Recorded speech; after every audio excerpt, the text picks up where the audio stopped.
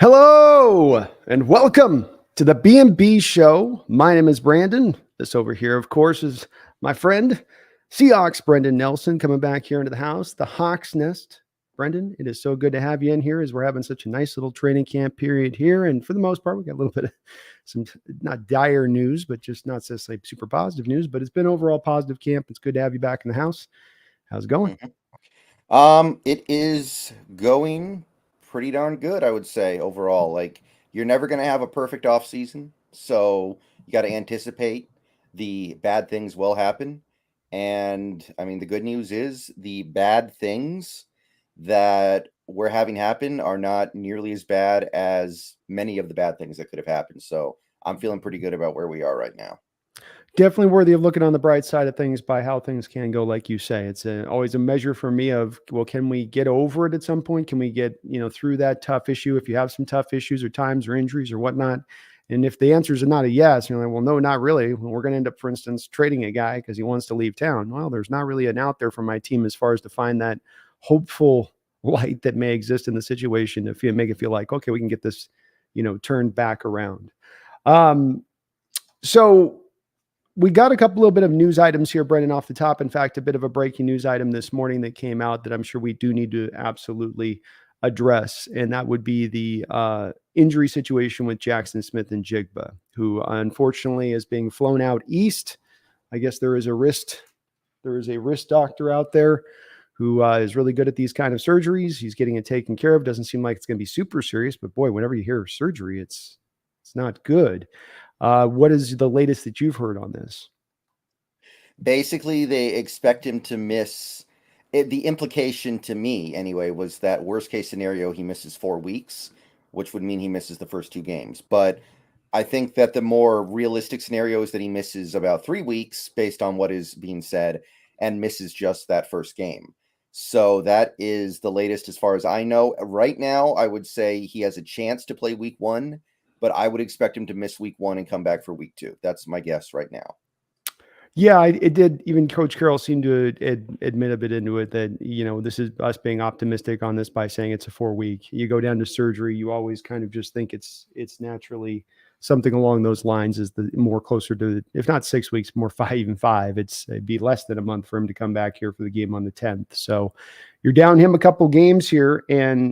And then, like you said at the top, we got to look at the bright side here. He's coming back. But then also, Brendan, we do have a little bit of now an ever-growing thinness starting to sort of set in here on the receiving core before we begun the season. Do we not? Kinda, yeah. Although I think that we have what it takes to fill in the gaps for a little bit. Like, that's one thing that's kind of nice about having such a deep receiver room because Derek Young, also, it seems like he may have to go under the knife a little bit here. They were hoping that it wasn't going to require that, but it's sounding like it is because he was out of practice today, and the indication is it doesn't look too good. So if he goes on IR and misses the first 4 games of the season, I would not be terribly surprised by that. The good news is there is some good news here. Cade Johnson and Aesop Winston Jr. both came back to practice today. And if nothing else, we need those guys in this last preseason game because we were kind of running out of receivers for the preseason. So obviously, warm that's bodies. Yeah, at this exactly. point. Well, you always hear these abdominal injuries. And whenever they say they're trying to work it back, I just sort of do the math, Brendan, like I did on this one, where you go, nope, we're going to rehab it through. That means he's going to be in a lot of pain trying to fight through it until he eventually gets the surgery, be it Derek Young, be it now or into the off season. I think the team probably just ends up biting the bullet on that one and tries to get him back. And the good news is we'll have an injection of up to 3 guys at some time during the season that we get back into the rotation. Bad news is starting out the gate, we're likely to maybe not have as many as we need to go. I'm just going to say this, Brendan. Look for week 1 and 2 to be heavily built upon 2 and 3 tight end sets. Am I right on that? Yeah, that is very possible because right now, wide receiver 3, probably Jake Bobo. And Bobo's been playing good, so I got no issue with that. But it's very different. It's going to be very different from what you may have intended with JSN. And then your receivers after that might be, who would be wide receiver 5? Let's assume Derek Young goes on IR. Is it Cody Thompson? It's got to be Thompson. Is it maybe? I don't think it's Landers. I don't think Landers is ready for NFL action yet. No. I agree with you Yeah. on it. And I mean, really, you get down to it pretty quickly here. I mean, Tyjon Lindsey, I guess, because of what he can bring from a punt return standpoint of things, that's possible. I mean, he showed off that skill, and that's been something that's been missing. They've had Jackson Smith back there receiving punts at times this preseason, and that does maybe make me think, well, they're looking at that as kind of a whole situation right now on the roster, and something maybe he does really well that could allow him to slide in there, especially if you've got now Brendon Bobo in there playing, because then you almost have to think a little bit of it as that last receiver on the roster has got to be able to run some of the fly sweep game, unless you're just going to then put it towards McIntosh at that point. But even is he going to be ready for week one, or maybe you're just not going to run any of that stuff in week 1 or 2 until you can get some of those guys back. So that could come in to determine some of this too. Yeah. If Lindsey's going to win out over a guy like Thompson. The NFL was nice enough to give us a 4th preseason game, so I think we'll be okay. Yeah, exactly. What do you mean by 4th preseason game? I mean, you get to play the Rams. Oh, yeah. Week 1. I mean, that's that's as preseason game as a regular season game can be, pretty much. That I know some people are trying to, hedge their bets a little bit here, but no, that is a very, very thin team to my eye. That roster is in a very bad state. Some are trying to get very, very hard on that. Well, you guys still take McVay totally seriously. It's like they've leaned into this rebuild. It's not a matter of like they're undermanned or they're outgunned. It's that they're going to have rookies starting across the board. They'll far surpass, I believe, the 6 rookies we had starting last year on both sides of the ball. And I probably well beyond that come game 1. Maybe I'm overstating it, but and look, they're dangerous with Stafford and Kupp and Donald. Those are guys that have been, they're hard to play, but they're not a team in themselves. And I do think with what you've built on your side to go up against them and have it at home too, Brendon, where you're not on the road at LA, you have guys just kind of thinking, but it's at home. Everybody will be on week 1 really, really juiced up, because the energy is always a little different in week 1 after everyone's getting it started and the pads are popping for the first time. So that is right. That is at least the good news on this. If you're going to be a little bit dinged up there, it's good to be on that point where you got a game or maybe 2 in there that you can get away without having to have them there.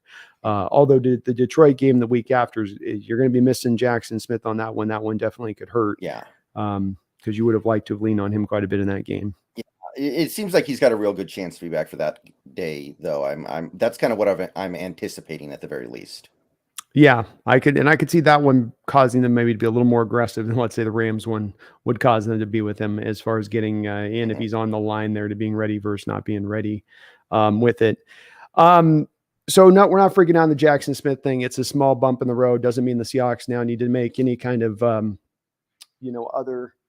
other move now on the other side of it in order to complement this one.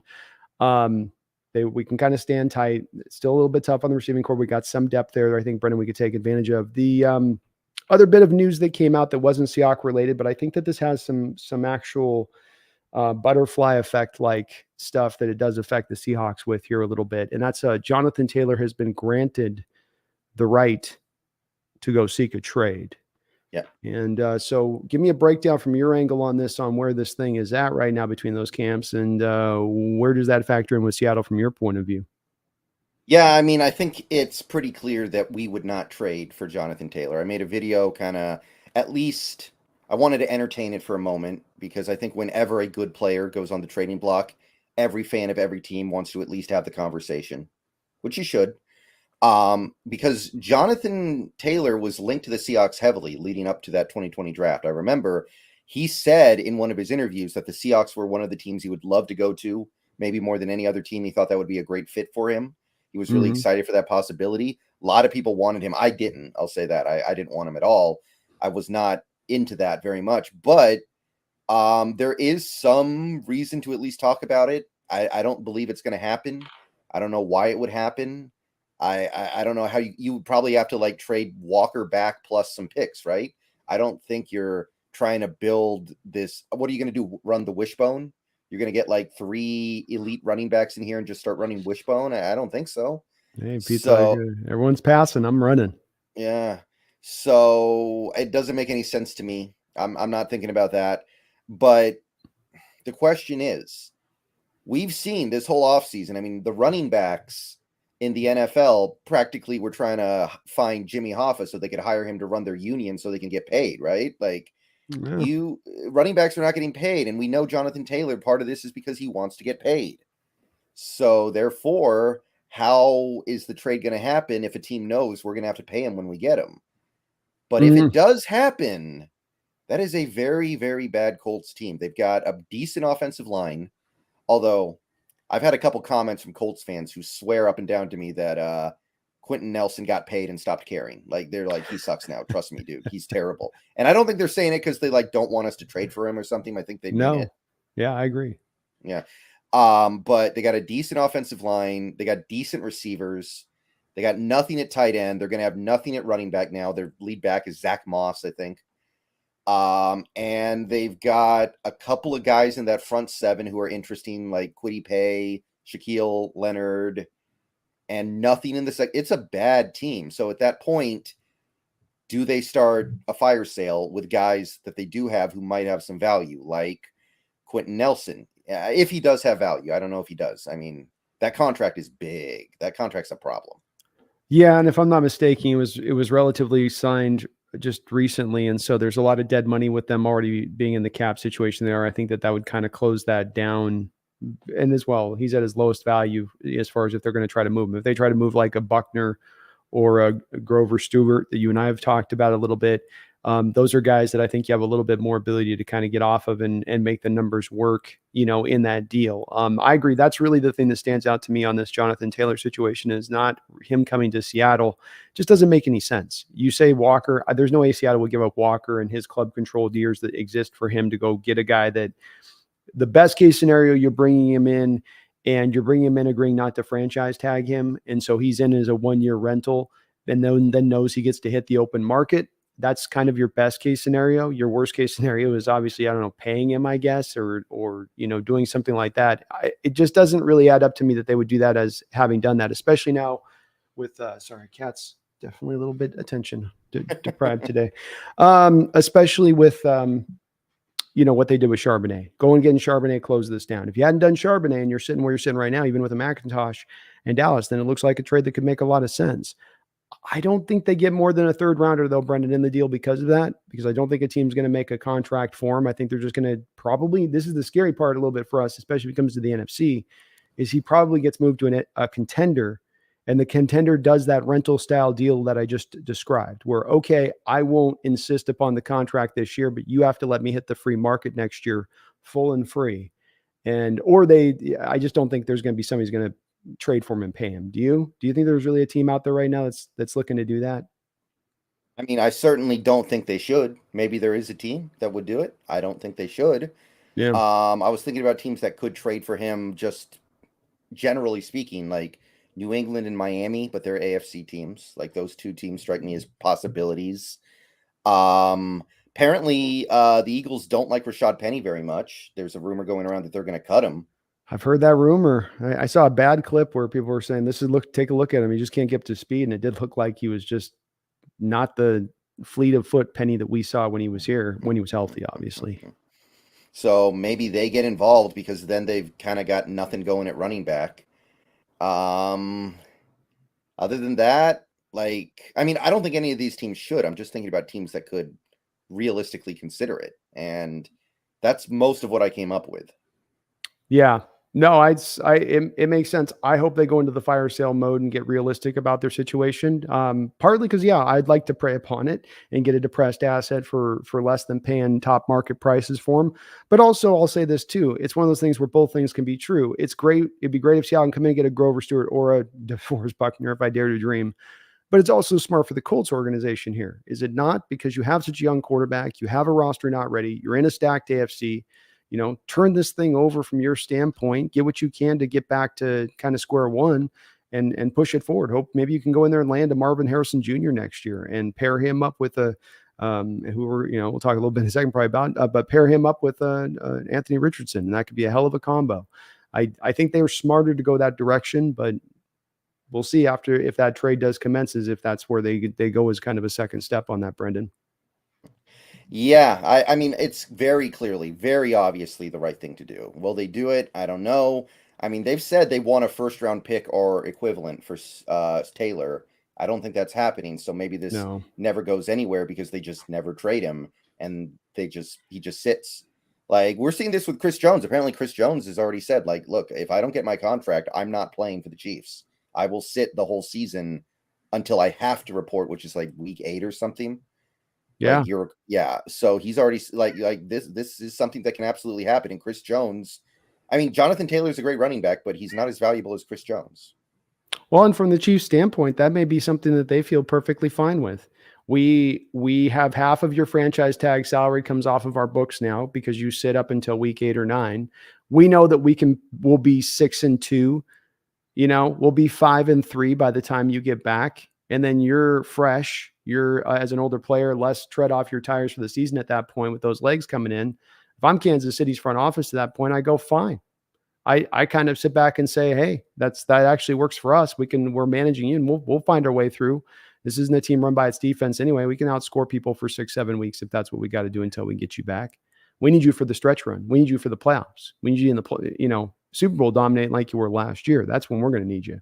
So I get it from their standpoint, man. But yeah, it does indeed seem to be an impasse. And I can see the Colts, maybe that's where they drive. The thing I think they've got to think here, though, Brendon, is unlike the Chiefs, who can kind of hard press that to Jones and he comes back and he needs to still kind of play with it. Taylor can kind of slow roll this all the way through the season of this ankle thing's bothering me. It just keeps bothering me, man. I don't know. I can't get it right. I don't know what it is. It seems healthy. Our doctors are saying it's healthy, Jonathan. I don't know. It just kind of hurts. Something about it just has me a little sore.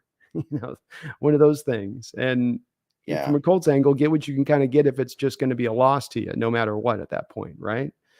But organizations do stupid stuff. Yeah. This is going to be interesting because the whole offseason proved that the NFL doesn't really give a rip about running backs anymore. So what is the value of Taylor, who 2 years ago was maybe the MVP of non-QBs? Like, he was incredible that year. Like, he is very special, but what is it good for? Yeah. That's what is the value, and what is the value for a guy you're going to have to now pay a contract when nobody. I mean, absolutely no one in the NFL wants to pay running backs right now. And so what do you, it's a sticky deal to get done, but if the Colts go that way, Seahawks fans know that then the next two dominoes maybe to fly for the Hawks is John Snyder to jump in there and strike while the timer is right, while the kettle is hot. And that would be when the Colts now suddenly go into sell mode. You got the cap space to be able to accommodate a guy like Buckner. If again, I dare to dream, Brendon, but what an injection that'd be if you could pull a trade like that if they do go into that mode. Let's just before we get over here to the NCAA prospects that we're going to have you guys want to watch and look at, we're going into kind of give you guys a general overview. This is going to be a new part of a show here as we go forward and looking at these prospects throughout the year. Me and Brendon think it's going to be valuable, not just for us, but for you guys out there to keep an eye on these guys. The last two drafts, the Seahawks have done the majority of their heavy lifting to turn this franchise into the direction of where it's heading, which would seem to be in elite status sooner than later on the back of these past two drafts. Smart to kind of pay attention to these type of things and look a little bit closer at them than you might normally do, because you will be rewarded for knowing these guys come draft day and be all that much more excited for this team and what the future portends. Before we get to that, though, Brendon, can you give me an update? We've got a litany, unfortunately, we've got a litany of injuries that I think that the folks are going to want a little bit of an update on where we're standing with things. Nothing major here, folks, but we do have some varying levels of good news and bad news on this front. Okay, so Adams coming off the PUP tomorrow or the next day. Brooks is practicing, expected to be back for week 1. So great news there. Excellent news. Witherspoon expected to be back in pads next week and has actually a pretty good chance apparently to play week 1. Do you think they'll do that with him though, or do you think they'll probably? That might be another game where you just don't need to mess with it, like. Because you need that Detroit game next week. I'm looking at you. See what I'm doing there? Like exactly. Yeah. Like, how many players would we have to lose to be on the level of what that Rams roster is? You guys gotta, I mean, really, guys, look at that defensive depth chart. Aaron Donald is the best player on that defense, and their second best player really might be John Johnson or Kobe Durant, or I don't even know. Like it's bad, people. Trust me, if we do lose that game, you will not catch me on here that night after the game going, oh, well, it's a division rival, and they had Cooper Kupp and they had Aaron Donald, and those guys are no. This is a terrible team. Mm-hmm. And young. On top of the fact they're not good. I mean, it's not like they've stocked. They haven't stocked it with first rounders across the board because they haven't, or second round. They haven't had those picks to stock, and then they are young. In addition to that, the majority there's a lot that's rookies in addition to that, and these type of teams don't tend to, especially in their first game for many of them, be their very first professional NFL football game. So yeah, I think we should be Hulk smashing them all day long in this particular football game. But sorry, continue up on those injuries there. I interrupted. Oluwatimi, chance to play chance to be physically ready to play by week 1. Yeah. Cam Young, chance to be physically ready by week 1. The one problem is Mike Morris, right? Because Mike Morris apparently had a procedure. It's an old injury that's come back on his shoulder. Seems like there's a pretty good chance that he might miss. I think him and Derek Young would be the two guys who I could see missing the first month. Yeah. Agreed. I think that surgery, as we get to, like we are with Jackson Smith, it's almost kind of doesn't matter where it is on the body. It can go to deeper level and more. It can be more immediate and or longer lasting as far as the recovery time. But you've got to kind of go on board with the 4 to 6 weeks and lean towards the 6er part of it in certain cases. Though they're getting good with these procedures, Brendon. Like I know the sports hernia one, they get in there with a little arthroscopic diddly doos and get it all, Iron Band out or something, like the Iron Man suit fix or something, and it's good to go. So, we'll see if those guys can come back. But yeah, it does sound like those two guys will be the one out. You think Jamal's running week 1 at this point? If you were a betting man, that might be another guy we hold out because it's the Rams. Remember the old Pac-Man Jones? It's the Rams dude, or no, it was like when he was on the Cowboys. And the Eagles had just beaten the Rams in week 1, like 38-7, and they were playing the Eagles week 2. They asked him, and he was like, "They played the Rams, dude. Like that might be what it is. Like we're playing the Rams, dude. Yeah, that's back. It's back. It's been a long time since we were able to say that about the Rams, but I think maybe so. I think you're right on that. I think we're finally back to where things should be on that. Frankly, this is how we should be referencing them. It's their rightful place in this division. It's good to see them going back to their normal natural state, Brendon. So we've gotten through all the injuries. Then we've nothing major, guys coming back varying times, no season injuries at this point, which is good. Which I think will allow us to kind of now pivot a little bit in towards this list here that we want to discuss today, which is, are these prospects to take a look at?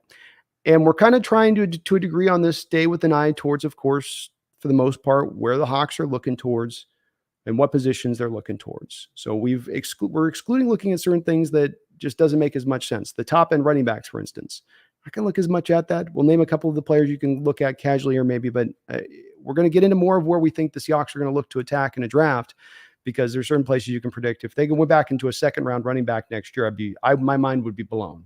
Would yours, Brendon? Yeah, I do think we'll take a running back, but it's going to be like 6th round or something. Exactly. And it's going to be somebody that we have no idea exists right now, probably too. Bingo. Exactly. So it's that part. This is why you'll see us kind of concentrate in certain ways. But Brendon, I'll let you take over from there. I know you get the list prepped up over on your side. All right. So we're going to lead with quarterback here. And I know some people won't agree that quarterback is a need, but I like Geno. I think Geno's going to have a really good year. I do. But even with that, I think looking at quarterback is a good use of time. We have one quarterback under contract next year. It's Geno. And unless Drew Lock decides he's cool just becoming the perpetual Seattle backup like Tavares Jackson once upon a time, then I think you have to take a quarterback. And if you're looking at Geno and going, he is old. I know he doesn't have a lot of miles on him, but he is old, right? He's what is he, 33 now? I think 32, going to be 33 this year. So you gotta at least consider the possibility that you could use an early pick on a quarterback. I think if the value is there, I think you do it. So let off with quarterback. This is a great quarterback class, by the way. Really, I like this one a lot. I think it's going to be better than last year. There's way more depth to this one, so I think it's less likely to fall flat like last year's kind of did. Lot more guys with an opportunity to assert themselves. Yeah, and in various places in the draft too. It's not just top heavy or bottom heavy. There's kind of some quality to be found, I think, throughout where this is going to break down towards. And that gets me excited as well, because if Seahawks are looking to go back down the path they went once before with Wilson, looking more of a second, third rounder guy, as opposed to sometimes what the fans want, Brendon, here, which is get the first rounder, get the guy with the acclaim, they may go back to the old path again, especially with the way they built this team up. Now, the first two guys, they're kind of here because it's hard to have a conversation about this draft class without at least discussing these two guys. But I want to be clear. I don't think the Seahawks are capable of ending up with a top 5 pick this year. I don't think they're capable of being bad enough. No. We're in a division with 2 teams that are probably competing for the number 1 pick. That alone gets you extra wins that even if you're bad, like if we get destroyed by injuries all year and we have this really bad season, I think it would be like 5-12. It wouldn't be 2-15 or 3-14.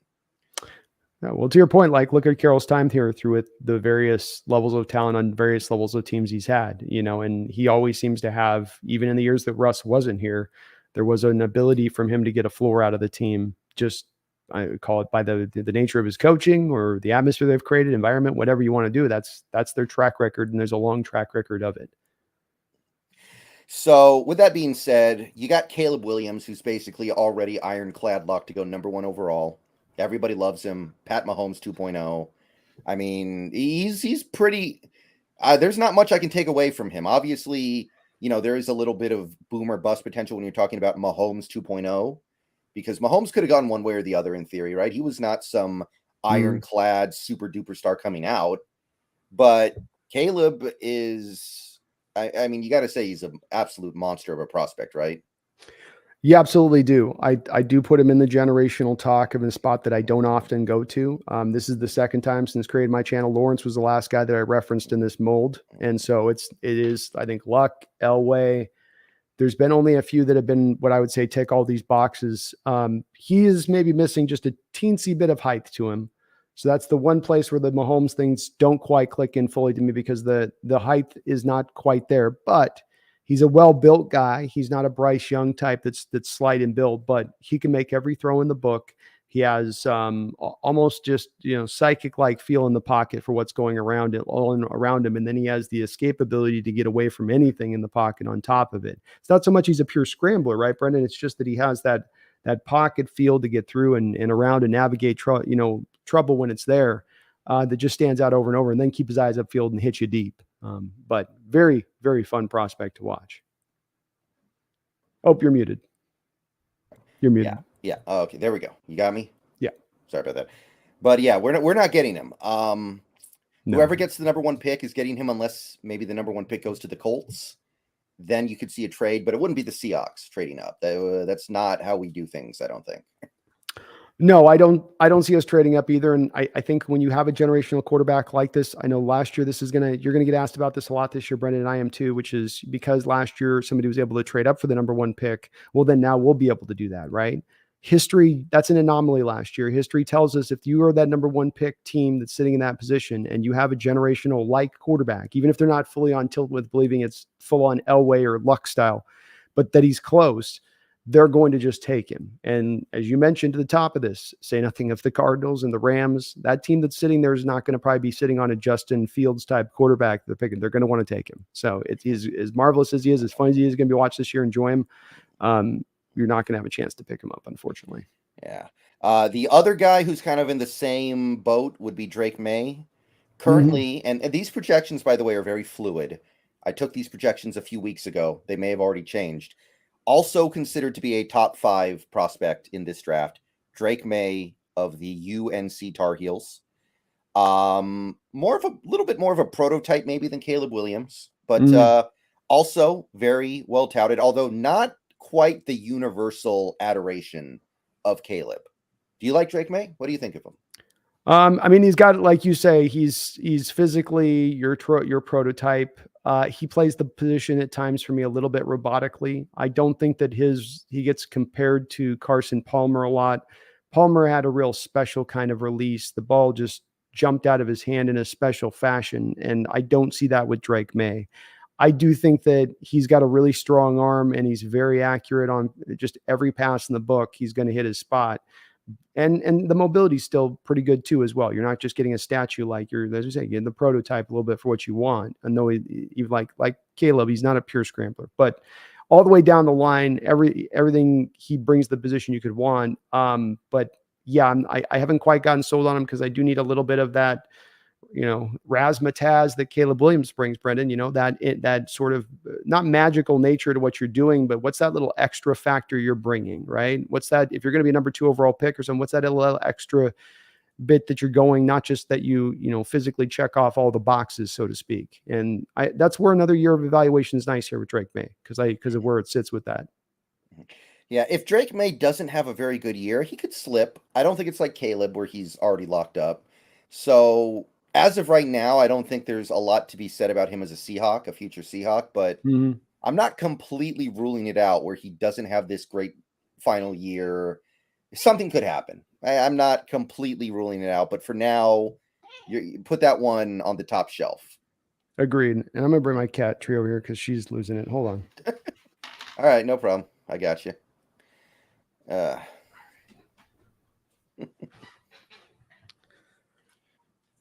Sorry about that, Brendon. They're not a problem. They got a mind of their own sometimes, man. I hear you.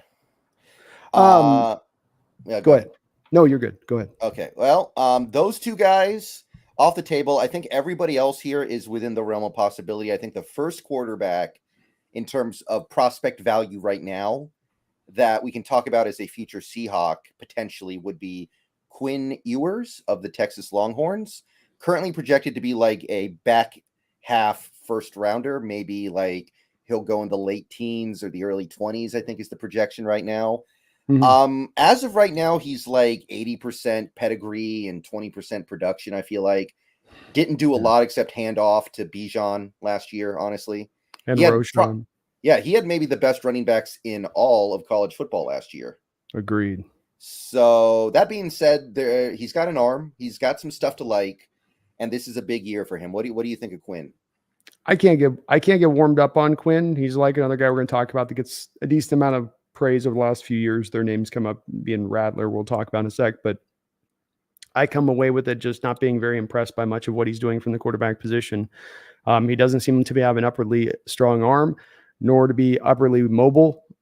Maybe it's just the mullet that's got me hating Brendon, but I can't get on board with what I see from him on tape. I think that he had some other talent out there on the board. He's got Sarkisian scripting stuff up for him in the smart fashion that he can out there in Texas. And, he's functional to me, but there's not as much a wow factor. And what's weird here is that we have heard too that Schneider supposedly loves the kid. So it is a guy to watch this year. It is a guy to pay attention to because this is a guy that John supposedly is hot to trot for. But I share your sentiment. I go, why? What makes him different than any other college quarterback that I watch every week that's just another guy out there? He's got one of the top tight ends who we'll talk about in a little bit here as well. So he's got a legitimate weapon to work with here. So it's a big year for him. He could, Quinn, honestly, he might not even declare if he doesn't have a good year. He might do what Van Dyke did last year. Not with Manning sitting behind him. Really? He ain't going to risk that. You know what I mean? That's true. Think about it, he's no way he's going to that could go wrong in a variety of different fashions. That's true. But he's a guy, with all the stuff you're saying, if he doesn't play well this year, he could be that surprise slip to the 3rd or 4th round guy. I think that's on the table. There's a variance here with him. I might even say he could get into that 4th round range if it's just kind of an okay across the board, and that if he doesn't take that step up, somebody might put him in that spot. And that's where I've basically got him in myself right now. I don't have him in near 1st or 2nd round rating on him at this point. Okay, so not crazy about Quinn. One second. Okay, sorry, I just want to get quick. Thank you, Megan, for your 21 months as a Hawks Nest member. I really do appreciate that. Long time committed to the channel and sport. So it says, one who has done a similar wrist injury, no surgery, thankfully. I would be surprised if JSN is back in 4 weeks. 6 to 8 minimum. Ooh. Yeah, these guys are built differently, though. They are, they put them in those, they got the cryo chambers, they got the oxygenation that they give them, Megan. They got them on all the super newfangled things that they got across the board to help them, heal quicker. So I'm sure he's going to be on all that extra stuff too, in addition to it. It's top of the line. They got a literal hypergenic taper, don't they? Like they got literally one, these guys get in for just the oxygen and go to sleep for 45 minutes. Yeah, there was the Ray Lewis deer antler spray. Remember that? That's right, deer antler spray. Helped him get back for the Super Bowl, man. You tear your tricep. What do you need? Deer antler spray. Mm-hmm. That's all we need. But thank you, Megan. I appreciate your long support. We'll see if you're right. You've been pretty correct on it before when it's come to these injury situations. So we'll see if you're accurate on this one as well. All right, so neither of us are big on Quinn Ewers yet, although this is a big year for him. I think we both acknowledge that this year's going to it's going to tell the story. Last year, all he did was hand the ball off, and I think any quarterback would have just handed the ball off a lot in that offense. I agree. And guys do improve. That's why you said too, this is a fluid list in the respect of these aren't final assessments. The point of this is to track it as go along. You guys can see where we're at as we go through our evolution process with these guys and our outlook of him. He could take that step forward, but where his rep is right now versus what he's done on the field. Wasn't he like a former 5-star guy too? I feel like it's a little bit of it's pedigree. Echoes of pedigree. The echoes of the pedigree a little bit here more than anything else. 100%. Okay, so next up will be a guy who has been a bit of a tough sell for me for multiple reasons. It's Bo Nix of the Oregon Ducks, currently projected to be a second-round pick. Obviously done a lot of winning and put up some numbers at Oregon, but do you see an NFL caliber quarterback in Bo Nix right now?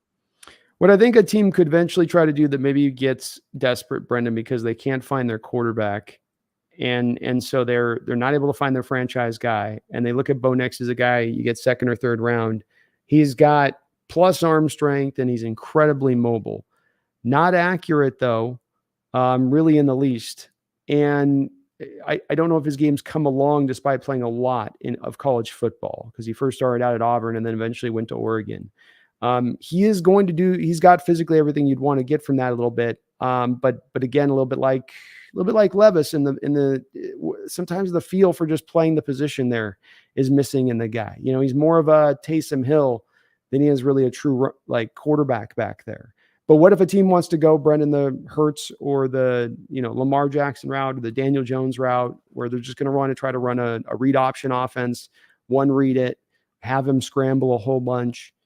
He might have a team that gets talked into trying to take that road with him that might allow him to get into the second round at that point, even though I think he's really limited as a passer. Makes me think of JP Lossman to kind of reach way back here. Yeah. I don't know. For some reason, I just keep thinking JP Lossman. Well, JP went the first round. Yeah, exactly. Yeah. He's got a fellow quarterback in the Pac-12 here that is projected in about the same area. It is local guy. This one's got to be interesting for a lot of people. Yeah. A lot of people are going to circle the wagons around this one way or the other.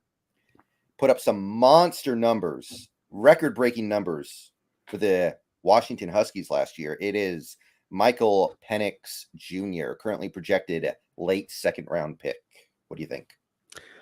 It's always hard on the lefties, Brendan, isn't it? On the evaluations of these guys, it's just they look different. They're going the opposite direction. It's not always clear. And his delivery is, though it really works, and I think that he's got some plus arm strength. I wouldn't say it's great arm strength, but plus arm strength, excellent accuracy, and ball placement, and throws with anticipation. A guy that I think through his college career, he has grown, right? I think he has gotten better. I think you see this is a guy stepping forward. If he can step another foot forward here, I mean, this is a guy more than, to me, Quinn Ewers, who really does have a legitimate chance to push himself into late first round discussion, especially with that fifth year option thing that can hover over there by taking a guy at that point. He's older. That's going to knock him down a little bit, and probably why he's a little bit of a later second round grade. And I have a hard time with it sometimes, because sometimes the delivery to me looks like almost a Phillip Rivers thing coming out, where it's just like, it's just not traditional looking in the way it goes out, but he gets it done, and he makes it work.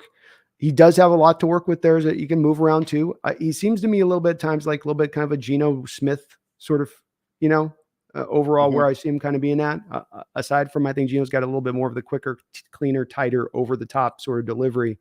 I think there's going to be stuff Penix gets knocked down at the line of scrimmage in the NFL, because it just sometimes will slide to that 3/4 delivery thing he likes to do from time to time when he doesn't need to. But when I went back and looked at a comp for him, when I went back and checked out his tape about 3 weeks ago, Brendan, the thing that jumped out to me was that I know it's a lazy comp. I hate doing this. I always rebel against it, but we got to do it when it applies. And that's that, Mark Brunell, who I grew up watching in the early 90s. It was him, and when they won that national title, it was him and Billy Joe Hobart here. And he's got another lefty. They've got very similar ways in what they do and how they do it. Brunell maybe was a little more reliant on the legs a little bit, but Brunell was not a first or second round pick. He was the guy that first went to the Packers. Part of that thing we talked about a couple last time we did the show about Schneider being with the Packers and them always kind of, building up these quarterbacks, then moving them on somewhere else. And it was when then Brunell went to the Jaguars where he took off. I think he became a couple-time Pro Bowler. Oh yeah, and a really good player. They're both lefties. They both went to University of Washington. But if you do watch both of their two deliveries, and Heward was a little more ballsy with the running. I mean, he had one play I saw on Twitter the other day where he runs, Brendon, and he had like Joey Porter comes up and just they speared head to head. For some reason, Brunell drops his head and just, oh my God, and he took a second to come up. This was before they had the new helmets with all the cool, like he's just, oh, what'd I do that for? But he kind of looks like that. I do see that a little bit. And I'm going to be really watching this kid close because I think that he could elevate himself. If that accuracy can be as at times as it was pinpoint, like he really puts a ball in a spot where you're like, well, that's just in the right spot for that guy to go make that catch. And sometimes when he's even moving, it's very impressive for a guy. I don't think he's going to get you with the arm strength. That's not where he's going to wow you at. It's good enough. It'll make do at the NFL level, but it'll be really in that anticipation and an accuracy thing that'll get teams on board. Where are you at with him? I don't love the arm strength. I feel like it's good arm strength, but it's not great arm strength. Yeah. And obviously he's a little bit of a system quarterback right now. He's in a system where you print stats. And by the way, we lost our starting running back for the season already. So he's going to put up probably even bigger stats this year. He's going to have to. He's going to have to. That's exactly right. And so we'll see if he can carry that load. He's got the receivers at least. He's got some good guys on the outside. So yeah, but there is some stuff to like. I do like his mobility. I think it's a little better than the stats indicate. I do like his accuracy. I give him a chance. Second round, I would be okay with. If he sneaks up into the first round, though, I don't know if I'm doing that. Like, that's a little much, I think, for a guy who I'm not completely sold on his arm. Yeah, if I'm the Seahawks right now, I do like the thought of them sliding back into the blueprint, like the Russell Wilson thing. You're not going to find a prospect like that. That's not what you're trying to do. What you're trying to find, though, is a guy that, his value is better than a late second round value. Maybe he has but you don't want to take him in the first round necessarily. And I agree with you on that. I wouldn't want to be grabbing Penix in there either. But if we're talking about a late second, I certainly would be open to it at that point from the Seahawks standpoint of things. Okay. All right. So now we're moving on to a collection of guys who are currently third round projections. Now it starts to get, I think, a little less sexy, although there are some guys here that are getting a lot of positive attention. There's one guy in particular, when we get to him, I'm going to definitely have to single this guy out because he gets brought up in my Discord all the time now. But the first guy we're going to talk about here is the new, well, no, not new, but current Michigan Wolverines quarterback, J.J. McCarthy, currently a third round projection. What do you see with him? J.J. McCarthy's like a lot of these quarterbacks coming out now that we see that are undersized. They don't look very particularly thick of build. You go, how's that guy going to hold up under NFL punishment and wear and tear? He's got a pretty strong arm for his size, I would say. Okay accuracy. He's a little bit in that Quinn Ewers department for me in the respect of I don't really see a lot that wows me in his tape, like some people do get with him, where there's a lot of people that actually do like him a lot. And to me, he seems like another guy in that fourth, fifth round range of picking where he's a backup future guy to me. I don't see any guy that's starting in the NFL in any way, even on a back of a really good year. And Michigan's going to be good this year. I mean, they're one of the front runners to go out there and get a national title with how stacked they are. But he's Blake Corum is going to be as much the reason they go and do that as it is McCarthy at that point.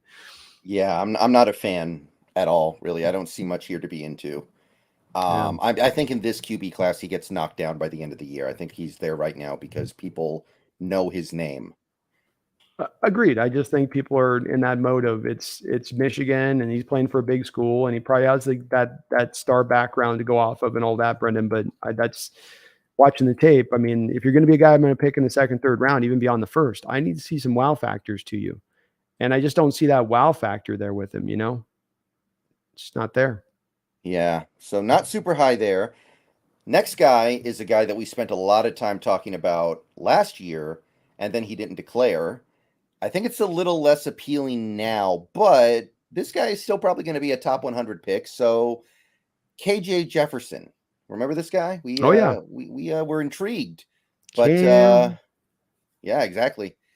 It's all over his game, man. But not projected to go number one overall like Cam eventually did. Projected to be a third round pick. How do you see this one panning out? He's another player in the mold. I think of you're going to have to probably manufacture the offense around it, things a little bit. I mean, that's we might when reference Cam. That's what Cam had happen with him. It's not. This isn't a slight to a quarterback if you have to be this way, Brendan. Too. There's plenty of quarterbacks having success in this way, but it is non-traditional, and it's not necessarily the ideal for what you're looking at for the position because you have to restrict your offense and tailor it back to suit their needs, and that means that you're inhibited a little bit by what you're able to get done. He is Cam Newton. I'm sure he patterned his game off of him. He's not as talented as Cam. Cam's like dang near 6'6". This kid's probably 6'3.5". All right, 6'3" and change. But he plays just like Cam. He's an open field runner, just like Cam. Big, hard to bring down. He'll run physical with the ball out there in space. He's got a really strong arm. But he does kind of sometimes pull the string on his throws. He gets into a little bit of trying to aim it rather than throw it. It's a lot like with Cam. It's not free and easy. The mechanics, and it's the same thing I say about Cam. It's like all the good and the bad stuff too, where Cam's lower half would never talk to his upper half. So he was a very much an upper half thrower. Everything was about him twisting his core and throwing rather than coming up from his legs to his core and then through his arm. And it was on all the throws with him. That's why so many of his throws were flat footed because he wasn't trying to engage his feet. He was just trying to make everything up in his upper body. And Cage is the same way, which leads to an accuracy, Brendan. And leads to, sometimes kind of, to me too, getting a little bit longer with your windup. That's also a little bit of a spot that I see with him. Yeah, I think a little bit of shine comes off the apple when he goes back for that extra year in college, because if he plays like Cam, he's not going to last that long in the NFL. There's just, even Cam, how long was Cam good? Like 6 years or something? Something like that. Yeah. 6, maybe 7. Yeah. Maybe he got out. Maybe. Yeah. So staying back for that extra year, taking another year away from how long you're going to be good in the NFL is like, that's bad. That to me, that was very weird that he did that. I don't know if he knew he was going to be like a 6th round pick or something. Especially losing his best receiver. Yeah. Matt Landers is and Haddlewood, I think. And I think he lost all his receivers for this year. Yeah. I mean, he's got Raheem Sanders, a great running back, but so that just means he's running, to your point, a lot more read option, a lot more keepers of him holding it, less doing the stuff that he came back to school to do, I would think, which would be to show you can let it rip, show you've grown as a passer. Yeah, and also now that we have something working pretty well here in Seattle with Geno, with this style of offense, I think it's a lot less appealing to say, oh, we're going to draft a completely different kind of quarterback and blow up our offense. Last year, it made sense because we didn't know what we had, and we didn't think we had anything going on at the quarterback position. And we didn't know if the offense was going to be anything that we even cared about keeping past 2022. But now that we're here, it's like, do you really want to bring in that quarterback and then have to completely change the way you're doing things? Like, you would have to be forced to do it. You wouldn't do it because you want to. Agreed. And that's the only, if I got that guy's maybe a later round pick and then he comes in because of an injury and then I got to make that change, that's one thing. But I'm not investing my offense into changing around to KJ Jefferson based on what he's shown. And I don't think he's going to show enough this year to make somebody really leave outside of that, because there's a good amount of issues there for him to have to kind of fix and clean up in his game. And I just still a guy who could be of use if you buy into this route and go in that route of taking the running quarterback and he's going to throw very minimal and keep the offense very basic for him. You can find success, but you have to commit to those kind of guys in that way to help them, or else they're going to look in over their skis, right, Brendan? They're going to look completely overwhelmed, and you're going to go, well, they just can't run an NFL offense. Like, well, yeah. Next guy is a guy who gets brought up a lot in my Discord. There's been a lot of guys who are kind of in on this one. It's Riley Leonard of Duke. Third round projection. I've heard there's some buzz here from Seahawks fans. I don't know a ton about him, so what do you got on him? Good arm, not a great arm. It's good. A lot of structured throws of kind of short and intermediate variety, based on what I've seen so far from him. A very good open field runner along the lines in the open field of like a Josh Allen, in that he runs not as maybe physical as Josh, but just this. he's got this when he opens it up and gets up to full speed, suddenly he's in a breakaway mode in a way you wouldn't normally see from quarterbacks, and not in the way of it's a running back playing quarterback, but it's a quarterback who's suddenly opening it up in that way, looking unusual in that fashion. Really good on throwing with touch throws and layered throws, that type of thing. Very good decision making, capable of going through multiple reads, which I really liked with him. Love his delivery too. Just kind of comes right back and then over the top, and it's very quick and very efficient. It's not a lot of wasted motion there. So there's some stuff to like about his game. Probably the arm thing is a little bit. It's like with Penix, where it's okay. I'm not completely convinced as of yet it's NFL ready or NFL good enough. Yeah. I think that's a little more acceptable, though, when you get down into the third round. Agreed. Absolutely. You're going to have to do, when you get to pick a guy here in this spot, you're going without something. Let's see. We got one more third rounder. Mm-hmm. One more current projected third rounder, by the way. Don't get me wrong. These things are very fluid. We have Jordan Travis of Florida State University. Doug Flutie. I mean, that's his. This name does get tossed a lot with these smaller quarterbacks out there, Brendan. I know it's a kind of a lazy comp that'll go out there a bit, but he plays actually like Doug Flutie played as a smaller guy, and he's really more as apt as anybody as I've seen, in the way that he does it, where it sometimes looks like it's chaotic and out of control, but he finds his way through the cracks. He finds the daylight. He'll make a play out of it one way or the other. So his impromptu skills, his ability to improvise, is just fantastic. And if you wanted to look for a guy who, if we look through these picks here, that's the closest to a Russell Wilson comp, if the team's wanting to go back down that line again, Travis is kind of that guy from the size standpoint and everything else there, like DTR was last year, Brendan. Remember talking about him going, well, that's your kind of your Russ of this draft. That's sort of what I would put with Jordan Travis as well. He's a lot of fun to watch. Very exciting player. But you just mentioned about Chan. I don't know yet. I'm not as disconvinced as I am with a KJ Jefferson, like that he can't necessarily, I don't have a lot of, faith in him being able to run necessarily your offense or our offense. And we've got a couple other guys we talked about that might have the same kind of worries, but this is a guy that, I'm not sure of yet. And watching this year's of tape, I'm gonna be looking for those moments where he is playing on time to see if that's something that can carry forward now as a pro, because he's got a lot of good stuff that he could build on if he does. Yeah, and I mean, third round is probably about right for something like that. Like we're saying, we're talking about guys that you get at the very back of the top 100, maybe just outside the top 100, even as of right now. That's right. And if you're talking about, again, to get young player that's filling in for Geno, right? Getting a guy that can move around and manufacture some stuff. If you don't want to necessarily looking for him to be the quarterback of the future, not the worst thing to go grab in the third round for that kind of insurance. Okay, now we move on to day 3, early day 3 guys as of right now. We've got a bunch of them, actually. Quite a few guys in this range, which is nice, because this might be the range that you attack if you're the Seahawks, right? Absolutely. First up, we have the guy replacing Hendon Hooker in Tennessee, Joe Milton. He's been in college football for like 5 years. This is his 6th year. Hasn't played a ton yet, but this is going to be the year he defines himself. So what do you got to say about him based off the little we have to go on? Well, stuck to your point on that, got stuck behind Hendon Hooker last couple of years, last year, I guess, is a transfer there. He's got probably the strongest arm in college football, does Joe Milton, in my opinion. I think that he is got an absolute cannon. The ball just jumps out of his hand, and he can throw it with an effortless nature, where it's not a wind up and then it goes. It's just sort of, I want to flick this here. I flick it and it's, all the way down the field.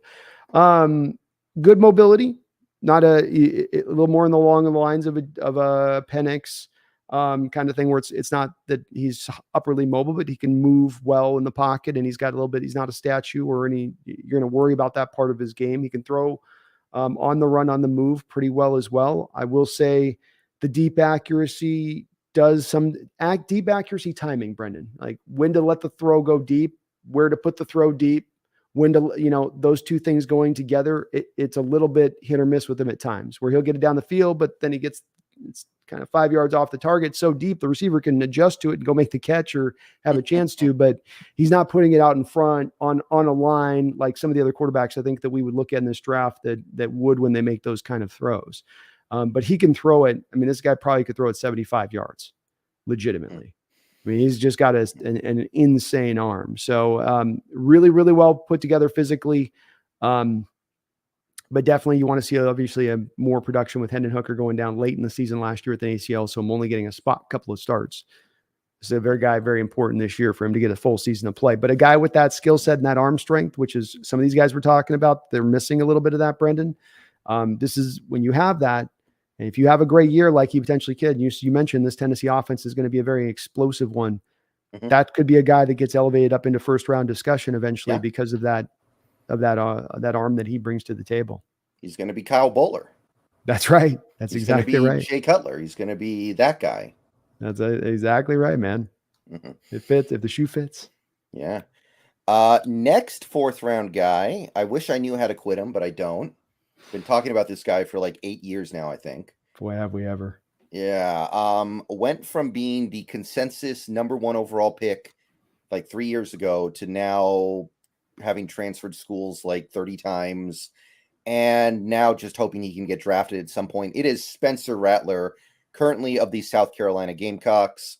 As of right now, projected in the 4th round. I feel like this one could move either way pretty dramatically by the end of the year. Yeah, I mean, what is there to say about Spencer Rattler that hasn't already been said? But what do we got? On his best days, he looks like a Dak Prescott, where there's some mobility. There's a pretty, even though it's a bit of a wonky delivery, it's a quick delivery. Like that's what I say about Dak is it comes out pretty fast, but it's not fluid and free necessarily. It's almost like there's a little bit of this going on. It's going through the motion a bit. Mm-hmm.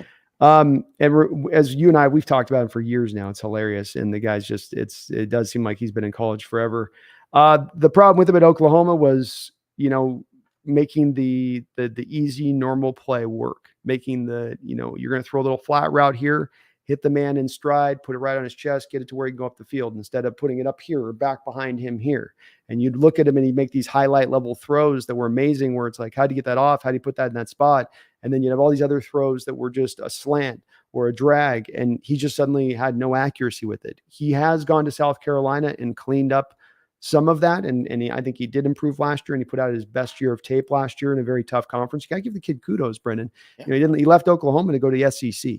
He took on the challenge here. It would have been easy if I'm him, I'm going probably Pac-12, I mean, I'm no shade at Pac-12. They're falling apart as we speak, but I mean, maybe it was just, he was going to get paid to go to South Carolina, but he took on that. You got to give him props as he took that on. He's not been one of my favorite guys in recent years. I still don't think he's a guy that brings a lot of arm strength to the table. That's always going to be a problem for me with quarterbacks and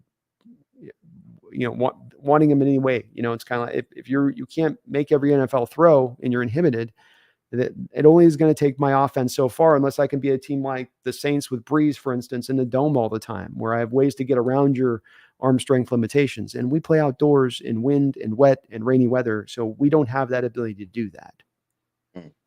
Yeah, I don't know. There's just something about him that I can't quite quit. If you can get a guy who at one point was projected to be like the number 1 pick in the 6th round, no matter, I know obviously there were things that happened that made him go from this to this, but I don't know. I'm never going to be able to totally quit him, I don't think.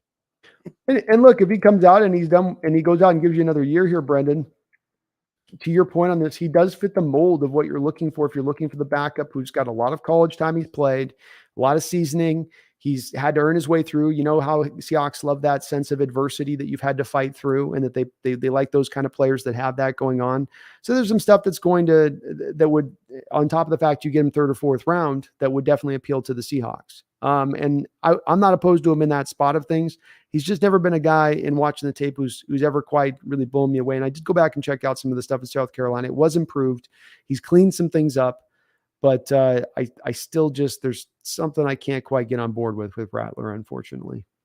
My prediction is he does end up in Seattle, but it's going to be the Dragons. There we go. I don't know. That just seems like a really good fit. Him in the XFL, that just works. carry on the Ben DiNucci legacy here. Mm-hmm. Okay. The next guy, I think one of the most interesting sleepers in this upcoming draft. I really like where this could go because this is a guy who is being coached by the same guy who, in my opinion, made Justin Herbert look a lot worse than he was at Oregon. So now Mario Cristobal gets to ruin another player. Well, not really ruin. I mean, Justin Herbert still went in the top 10. I understand that. Eventually, I mean, the teams just couldn't be driven away from his traits, but I thought Herbert was going to be a very bad pro. And looking back at it, I think Cristobal was making him look much worse than he was. Now, here's a guy who maybe could have been a first-round pick, who I don't think is going to get anywhere near there now because of Cristobal. It's Tyler Van Dyke of the Miami Hurricanes, currently projected in the 4th round. Yeah. I like him. Yeah, I mean, you mentioned the thing about Cristobal, and it's a valid point to make. I mean, Herbert was drafted, and it was despite Cristobal kind of sabotaging him with what they did with him offensively. And I mean, we didn't know that Herbert could play off script until he got to the NFL. And that's one of the better things he does. And the fact that that the Oregon coaches restricted him and never allowed him to really take the advantage of that part of the game just speaks to, Cristobal is one of these coaches that, Fangio struck me as this kind of guy, where it's just they always have maybe a bit of their defensive. I don't even know if Cristobal's defensive minded, but they just always have a little bit of a slight towards quarterbacks for some reason. Like I don't know what it is. It's just just a general feeling. He was a guy that, his previous year's tape to Cristobal coming there was really nice.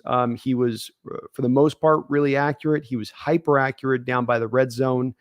He's a bit of a dart thrower at the position, so it comes out like a dart, like you're throwing a dart rather than it's coming up over the top and through a little bit. And I think that's important because it does now mean that he needs to keep his base and he needs to keep the rest of himself mechanically clean when he's making his throws.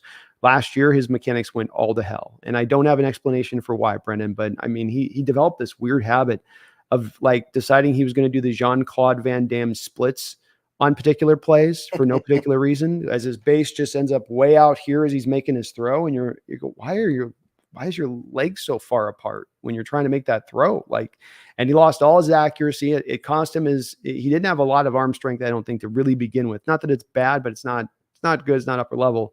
He needs to be accurate. He needs to be anticipatory thrower. He relies on his brain to process on the field of where to go. I like that stuff with him. But, yeah, last year was really bad. He along with Jefferson, along with Levis, did harm to their draft stock last year rather than help it. I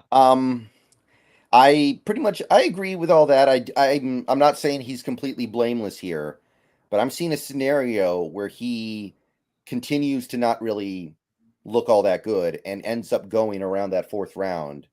You get him with good coaching, and maybe by year 2 or year 3, you've really got something good. So this is, to me, the pick more than any other. There are other quarterbacks in this class that I like, but if you get Van Dyke in the 4th round, I'm feeling great about your ability to develop him. I'm feeling great about your ability to either trade him down the line like the Packers used to do, or eventually give him a chance to start. I'm open to it. The thing I don't like is just as one last additional point is the mobility thing. And I think that that's more of a prerequisite now for the modern NFL game, that you got to be able to move a little bit better. And some of his issue last year was dealing with pressure and not being able to move. But if you have the offensive line in place like the Hawks potentially will have, maybe that won't be as much of an issue if you take a guy like that in the 4th round. Yeah. Next up, we got a dono here. Let me Megan, thank you for the $5 donation. I do appreciate it.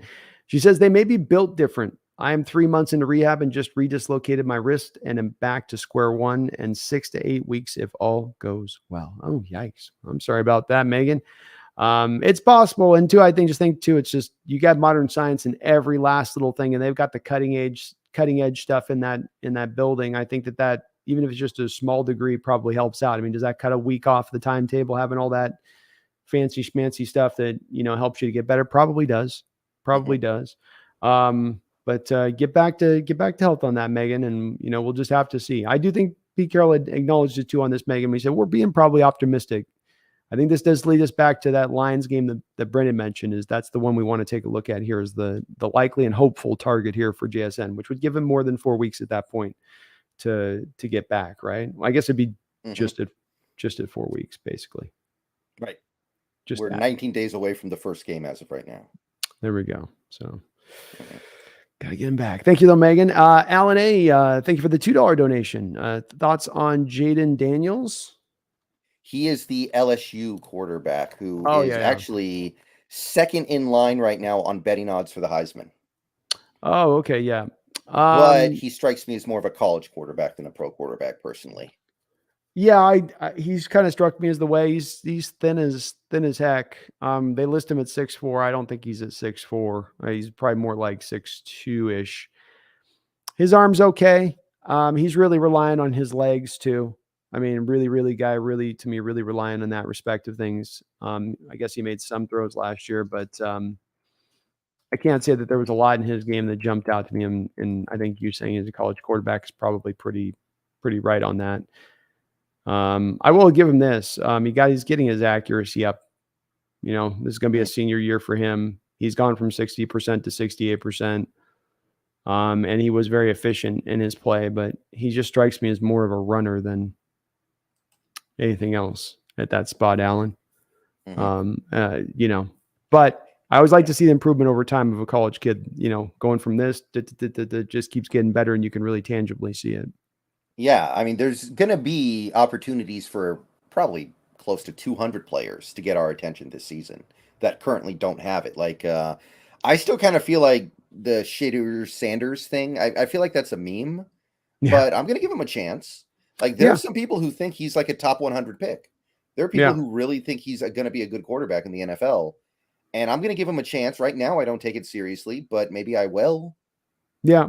I'm open to be convinced on these guys. There's a chance Jaden comes out this year and he's able to give you a year where he puts a stamp on what he did last year. And I mean, if he comes back, throws near 70% completion percentage, and you know, it will be impressive, and he's going to get drafted at that point. I mean, what's nice about him versus some of these guys we're talking about, Brendon, is I think he is at least a little taller than some of them.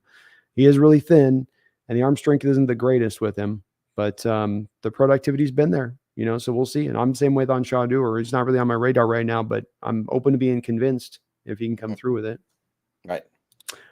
Snail and Alan, thank you for that donation, man. Snail, thank you for the $2 donation. He says Cam Ward is better than KJ Jefferson. I'd rather have him than KJ Jefferson. Yeah, I mean, I'm probably apt. Me and Brendon are probably apt to both agree with you on this one. In that, yeah, that I think Cam Ward will have the potential of running an NFL offense. I'm not sure that KJ Jefferson has that capability inside of him. And so I've, you know, a lot more faith for Cam to develop into that spot. We just need to see more tape on Cam. He's coming from 1 year at, what was the name of that college he left? Lenore. It was no. It was the Word Incarnate. Word Incarnate. So yeah, he's leaving Word Incarnate to come out here for last season. It was a good opening step for him. He had some games where he really was, especially down to crunch time, was really impressive. And we'll talk about him in a second. But I think we agree with you, Snail, on that. I don't know if the NFL and our evaluation of outlook on this, where Brendon puts him at a later point in the draft, it's because this is really where we also see the outlook of the NFL and how they're currently viewing these guys much more than us. Right. But I agree with the statement, at least in terms of who I'd rather have. Yeah, I agree as well. Thank you, Snail. All right, so we got 2 more 4th round guys as of right now. Again, this being the guy coming up who is replacing Will Levis in Kentucky. Devin Leary, who we did talk about some last year.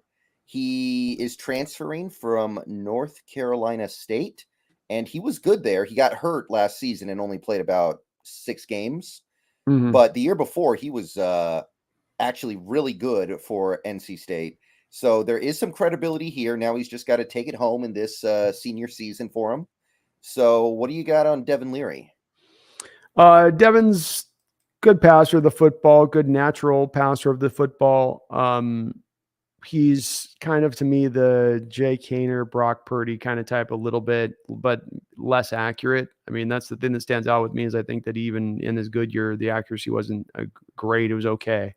And last year, I think he was even dipping back a little bit in that respect. Had thrown 4 interceptions in his short period of time out on the field with that injury. So 11 touchdowns to 4 interceptions, which isn't bad, but it's also like, yeah, but it's not great. And so 6'1", size limitation where he's already there. Not the strongest of arms, and then you're not super accurate as well, and not really greatly mobile. So, he's going to rely on accuracy, anticipation to throw, reading coverages well is something he's going to have to lean into and win at the line of scrimmage. And that's the thing to monitor with him, but not a guy that I have a lot of heights of hope for.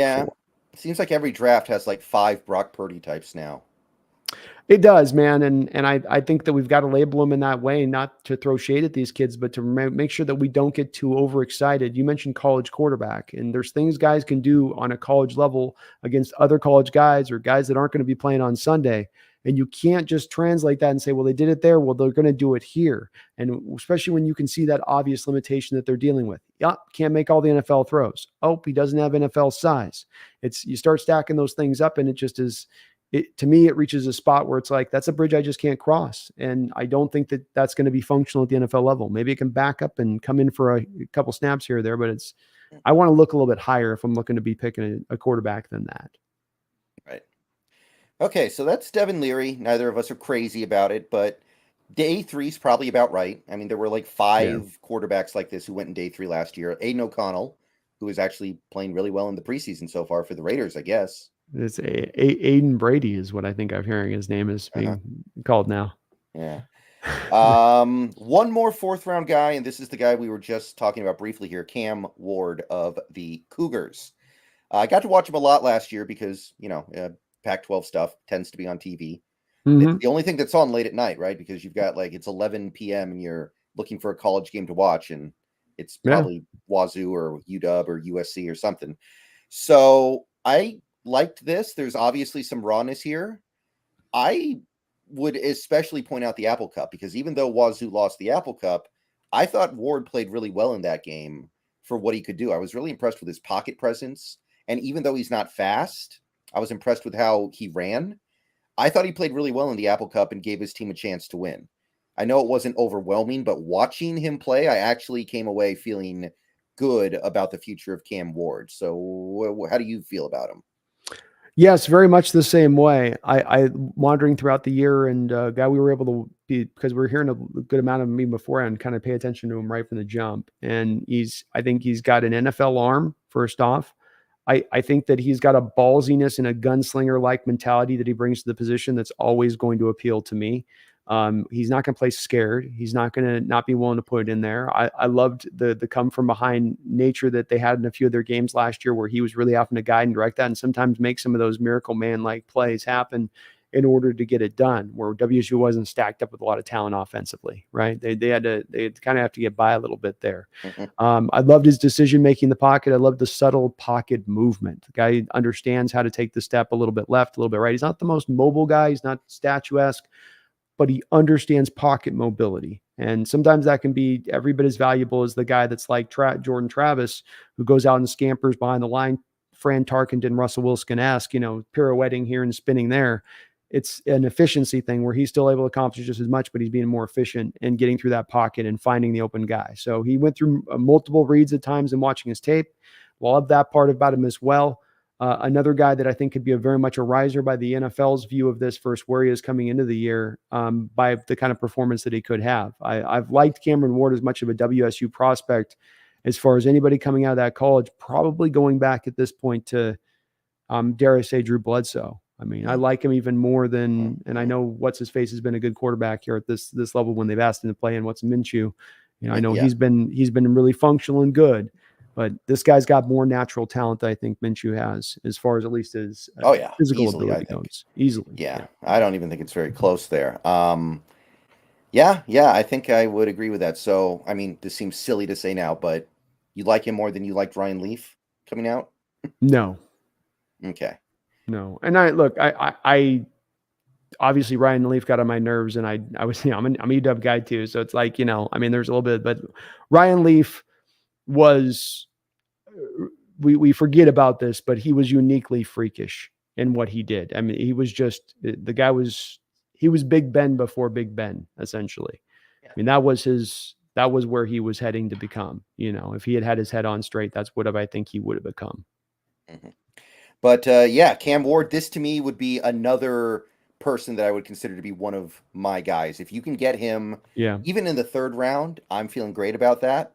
agreed. Like if you were to ask me who were my guys of the guys we've talked about, who I would be really excited to get, given draft slotting, likely draft slotting, it's Riley Leonard, Van Dyke, Ward, and maybe Joe Milton. Those would be the guys that I would be like, right now. If the draft was today, those would be my guys. And I would go with Travis, Milton, Cameron Ward, and I actually would include Penix on there too. So I think Penix would fit in this offense for what we want to do from a West Coast offense aspect of things. But those would be my guys. All right. Final guy, and this is my super sleeper. Real quick, we've got a big no-no, so I want to make sure I acknowledge this one. Upo, thank you for the $50 donation. Upo, that is a very, very kind of you. I really do appreciate that donation. He says, I love this show. This is the first out of 100 Seahawks 2024 draft shows. This show establishes the baseline for us to adjust over the next 8 months. Most teams have 10 scouts that do nothing but watch college football all year. Megan and I appreciate you both. Thank you, Upo, so much, man. I really do appreciate it. And I'm glad Brendon was on board doing this. I want to do this as well. We could see this year with kind of coming in the draft, the value of kind of building this up slow but surely, because we think it'll be entertaining and we think it'll also help in our evaluations of these guys going through here too, on top of it. Yeah, this kind of stuff is not going to be for everybody, but for those who it is for, I think this stuff really helps get you pointed in the right direction, because for a lot of people, they don't really like college football. They don't have a team. They watch because I want to figure out who my team should draft. Yeah. That's all they're here for.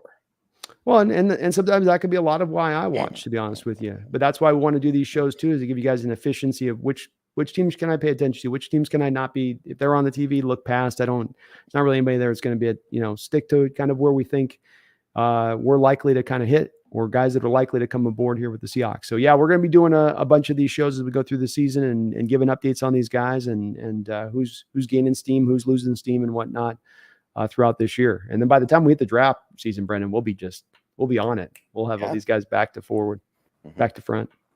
But Upo, thank you for the $50 donation. You are very, very kind for that, man. Appreciate all of the support. Yeah, thank you, Upo. Appreciate that. That's what this show is for.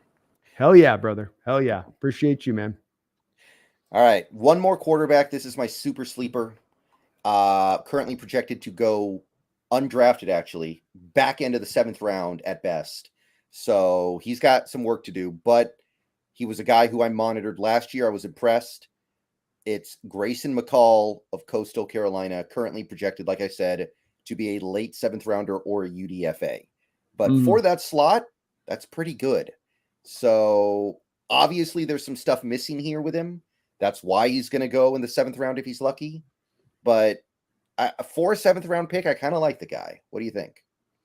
Yeah, another undersized guy with arm strength limitation stuff, another in the little bit of the Devin Leary type a little bit. I will say this, there's a gutsiness to his willingness to throw certain balls and on guys that might even be a little bit covered, where he's going to trust that I'm going to put the ball out here on this outside shoulder and this guy's running step for step with him, but the corner doesn't have his head turned back.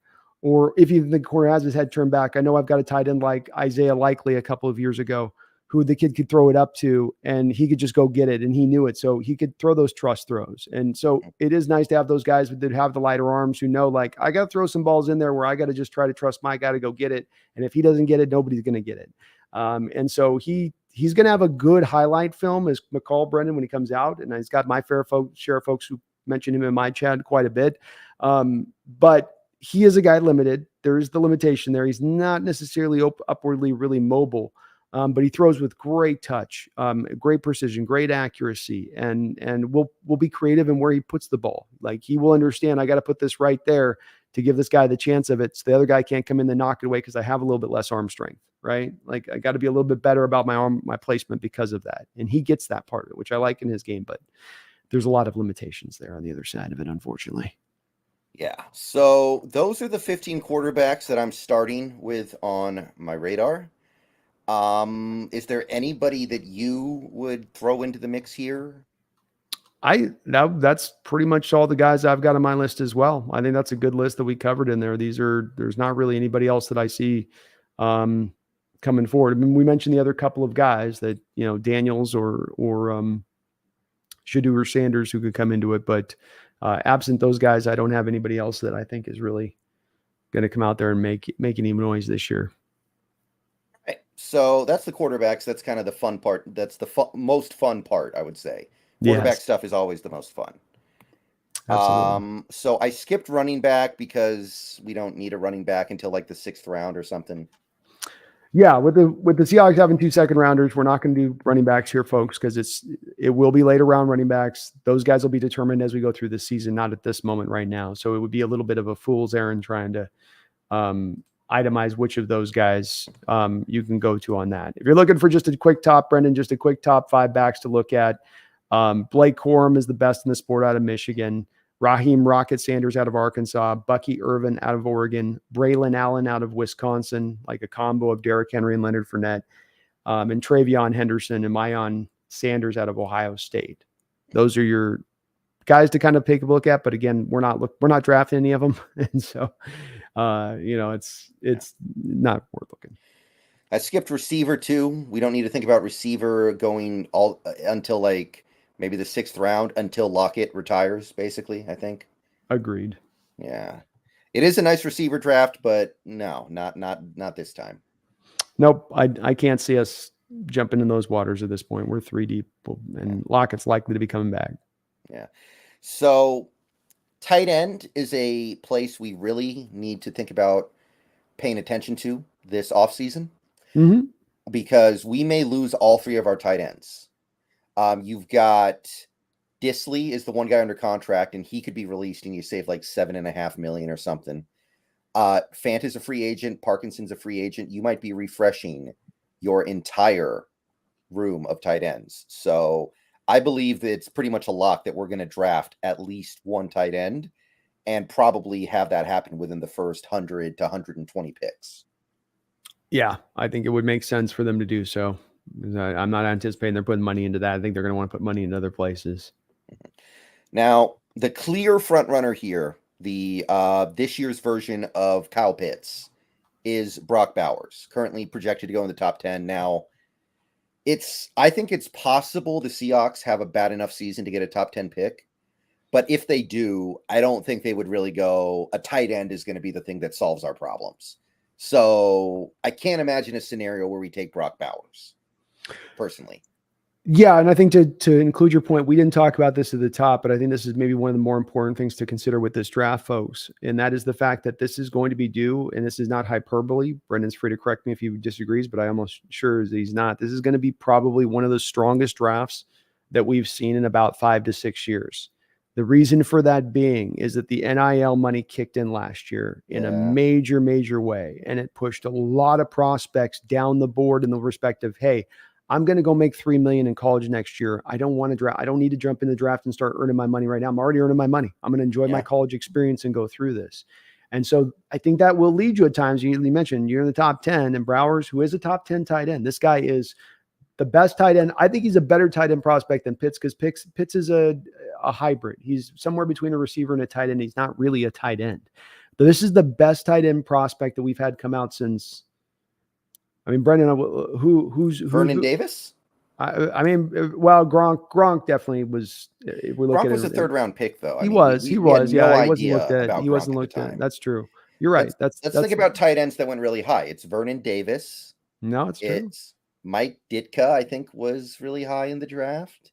It's Kyle Pitts, and I mean, how often do you see a tight end go in the top 10? You had the one guy from the Hurricanes who ended up going. Oh, Kellen Winslow, the naughty guy. Yeah, the soldier. Naughty Winslow. I'm a soldier. I'm a soldier. That's what I do. Yeah, it's not often that it goes down, and this guy's going to be that guy. To me, he is Gronk-like. There's a lot of parts of his game that really speak to what you got from Gronk, from what he does as a run blocker and being devastating in that aspect, to like, you just feels like he's going to reel in every single pass, and the defender could be hanging off of his neck and he's still going to find a way to reel it in, and then also be good after the catch, be a problem to try to bring down to the ground after he catches the football. But Bowers is the real deal. He deserves to be a top 10 pick, Brendan. I mean, he probably could have come out 2 years ago and been a first round pick. Yeah. With where he was. Oh, okay. TJ Hawkinson went 8th overall. There we go. Let's see, what else do we got here? Yeah, the Vernon Davis one was the biggest until we got to Kyle Pitts. He kind of set the new gold standard. And yeah, Mike Ditka was the 5th overall pick. Other than that, I'm not seeing a heck of a lot in terms of guys going in the top 10 at that position. There's been a couple others, but they've all been, the Jets did one year, a top 10 pick like Kyle Brady. It's been happened before, but they've never had any success. And those picks in retrospect, you looked at and you were like, that wasn't a good selection. But Bowers is, whoever picks him is going to be mightily happy with that guy, because he's going to be a difference maker at the tight end position in a variety of ways. But yeah, that's another guy that we're just not going to get. But that being said, if you watch college football this year, you're going to see him a lot anyway, because he plays on Georgia. So yeah, you are going to get a good view of him. You're going to get more than a close up view of this guy. That's for sure. And he's fun. So moving on to the guys who could happen for the Seahawks, the top tight end in this class after Brock Bowers right now is Jatavion Sanders of the Texas Longhorns, projected to be a later first-round pick. So if the Seahawks have a really good season this year and they're picking in the mid to late 20s, somewhere around there, I could maybe see us say, you know what, we really need a tight end. If Sanders is around the BPA at that point, I don't think it's impossible. So Jatavion Sanders could be a future Seahawk. I could see it happening. Do you think he warrants that kind of draft positioning? I can't quite see him as a first rounder right now in my outlook of him. I don't think he run blocks well enough to be a first rounder. That's got to be the part of his game that gets better. He's really athletic, and just he gets right up the football field, very explosive for the tight end position. And I expect him to be very productive this year with the Ewers again, where he could potentially, with the second year production, vault himself into that kind of discussion. But I look at him as more of a second round guy. This type of player tends to go more if they're going to go to their top end in the second round. Yeah, seems a little possession receiver-ish to me. Doesn't seem like he's going to do a ton of stuff down the field. Yeah, he's not a yak guy. He's not fat. He's explosive, but not fast. He's really good as a pass catcher, and he's got a great catch radius and ability with his hands to be very sticky, and he can get to anything just about. But I do think that you got the limitations on your game. I can't, especially this draft, Brendan. There's not going to be any of those fringy, like we're talking about the fringy first rounders. You're not a first rounder. There'll be true blue first rounders this year that'll have earned their stripes to get that point. Right. But yeah, definitely a pass catching tight end, not much of a blocker, which that's going to be a little bit of a recurring theme with some of these guys, I think. Yeah, it's going to come up again here a little bit, just a bit. Yeah. Jaheim Bell of Florida State, playing with Jordan Travis down there. So going to get a chance to watch both of them, maybe develop a little bit of a connection. This guy currently projected as more of a third round pick. So definitely a pretty big drop off from these top two guys. But third round, still a valuable round, still a round you want to get a really good player out of. So Jaheim Bell, what do you think? He's a guy that should be probably just moved to receiver. There is a complete inability to block from this guy we mentioned the last guy had some troubles blocking Sanders, and this guy's just a no-show when it comes to blocking. Now, he's also different from Sanders and get the ball in his hands and just let him work. He's a guy, just throw up a little 3-yard route and he'll bust it off for 40 yards. Very fun with the ball in his hands. Very hard to bring down in the open field. Good hands on him as well. I liked him. He's an H-back guy, Brendan. So this is, I would say the same thing about the last guy that we just talked about. These are both H-backs, and that these aren't inline tight ends, for whatever that is, worth. He does have 2 years of solid production recently, does Bell. So if he adds a third year, that's going to be notable, and that this guy's shown it to you quite a bit at the college level. And with Travis there, I'd expect him to do so.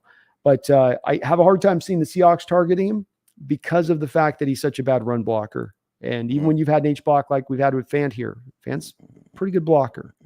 You know, he's got that Iowa background. All Iowa tight ends block. Yeah, serviceable. Serviceable. I think he was a better blocker than we thought he was going to be, though. I will admit that. But yeah, I agree with you on that. All right. Next guy is a Minnesota Golden Gopher, Brevin Span-Ford, another third-round projection at the a couple weeks ago it was a third-round projection. So, any thoughts on this guy yet? Actually, quite a bit, Brennan. I'll read my little scouting breakdown because this was one of the guys we were looking at last year as coming out in the draft, and so he caught my eye because we thought he was really going to come out. I think that he was a late guy to return back in, if I'm not mistaken. My player comp for him is Colby Parkinson, an H-back tight end who gives you a complete skill set for the position without being elite in any one given category. He doesn't quite look the 270 that he's listed on tape, Brendan. He looks more 245 to me. But it could just because he's so tall. You know, the college football game is tough with that, Brendan, right? Because the camera gets so far back from the field. Have you ever noticed that, where it makes everybody look like they're 6 feet tall? He's got a good burst off the line, good releases. He provides his quarterback a huge catch radius. I mean, just a monster. He's not always consistent in getting those catches. Not the best in the contested catch situations. Another one of those guys just so big he shields guys off of him because he's so just naturally large. His best blocking move, he's not really a pure run blocker, but he's really good at like second level blocks, crackback blocks. He's got really good effort and all that stuff, even though he's not naturally a real get in there and, you know, root you out kind of guy in his way of things. But he was fun. I had a little bit more of a fourth roundish grade on him coming out last year, probably why he went back to see if he could be a guy, you know, fourth, fifth round grade, I think is where I had him at. He was PFF liked his year last year, one of the higher graded tight ends out there in Minnesota. But I'd like to, if I could pluck him in the more fourth-ish round, you know, where we got Colby Parkinson is where I would like to go get him rather than the third round range. Yeah. All right. I think that all sounds pretty reasonable. I mean, we may be needing to replace Colby Parkinson this offseason. He is a free agent. So I'm all for that. There's actually another guy a little later on this list who kind of makes me think of Will Dissly, who we might be replacing. So you got to think about things along those lines sometimes. But indeed, this next guy, Oronde Gadsden II from Syracuse, the Syracuse Orange. Third round projection as of right now. What do you think? 6'5", 223. Thin string bean, man. You know what I mean? You want your back in the day, tight ends could be 265, 270. And you got him now rocking out at 220. He's a little bit like the guy we talked about, Bell, in the respect of this is really a receiver. I mean, Bell just weighs extra weight. That's why he's listed as tight end. He's 15 pounds too heavy to be a receiver. It's pretty much why he's listed at that and worked out there. This guy, 220, he's even less weight than Bell. He's just a really long guy. And he doesn't have any kind of explosiveness to his game. He's just big and long. He catches the ball well, good hands, sticky hands, but there's no burst and there's no speed to him, which if you're going to be lightweight, Brendan, you know, you're going to be underweight, then I need you to be able to have some of the burst and speed then to go on that weight you've lost. You know, it means that if I put weight on you, you're now going to go from being slow to really slow, you know, stuck in the mud slow. And so I have a hard time on this guy looking at anything more than just a kind of a later round guy. Last third round guy I have here, Bryson Nesbitt of UNC. So he's going to be playing with a very good quarterback this year. So that should help. But do you think it's enough to make you actually believe that he's worthy of that top 100 selection? I like Bryson. Bryson's actually intriguing to me. He is a middle of the field just destroyer. So seam routes or between the two seams, if you go and watch a lot of his catches last year, everything is happening right in that area of things. And depth, he's getting up the field 15, 20, 25 yards on these routes where he's doing it. So it's not just the, you know, like Brevin Span runs a lot of those little silly tight end out routes that are in the flat. That's like an easy 4 or 5 yard stat pat kind of completions. And this guy's going up the field and doing actual damage where he's got to make a tough catch. He's got to, you know, out away from his body, guy close, not a lot of separation, and he's able to do it. I like with him, unlike some of these other guys as well, is that he's a willing blocker. He gets in there and he will do the job in there in that standpoint of things. So you're getting a little bit more of, to me, a complete tight end in his skill set here. but he killed the middle of the field more than any of the other tight ends I've seen so far in this year's draft. He seemed almost times uncoverable. Just run him up the seam on that go route, and it's just like, good night.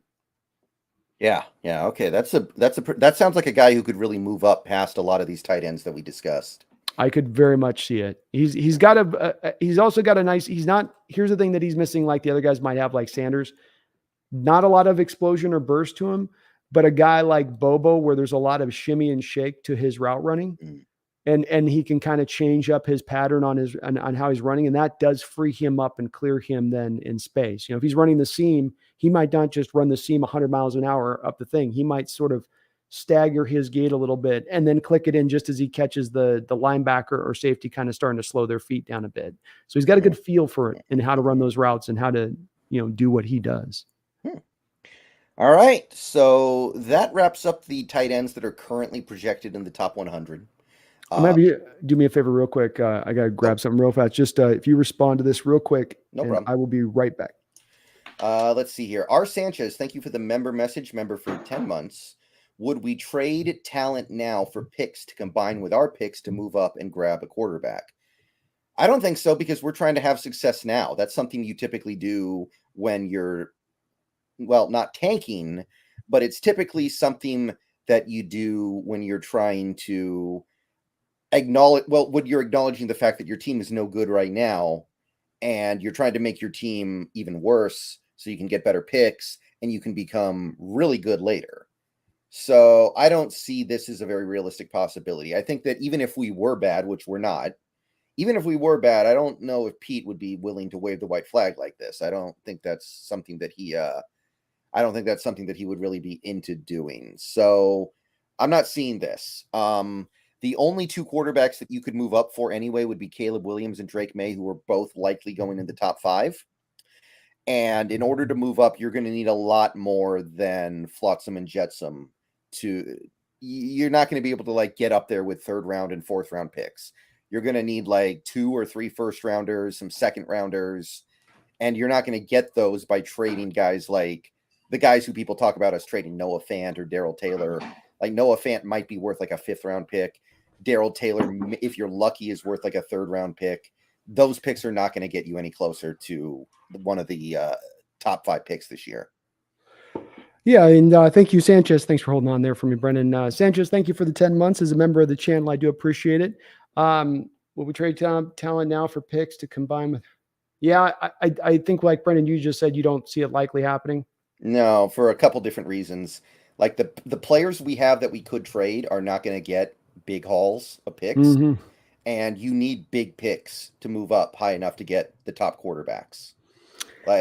You're not going to trade Noah Fant for a 5th round pick and then use that 5th round pick to trade up to number 1 to get Caleb Williams.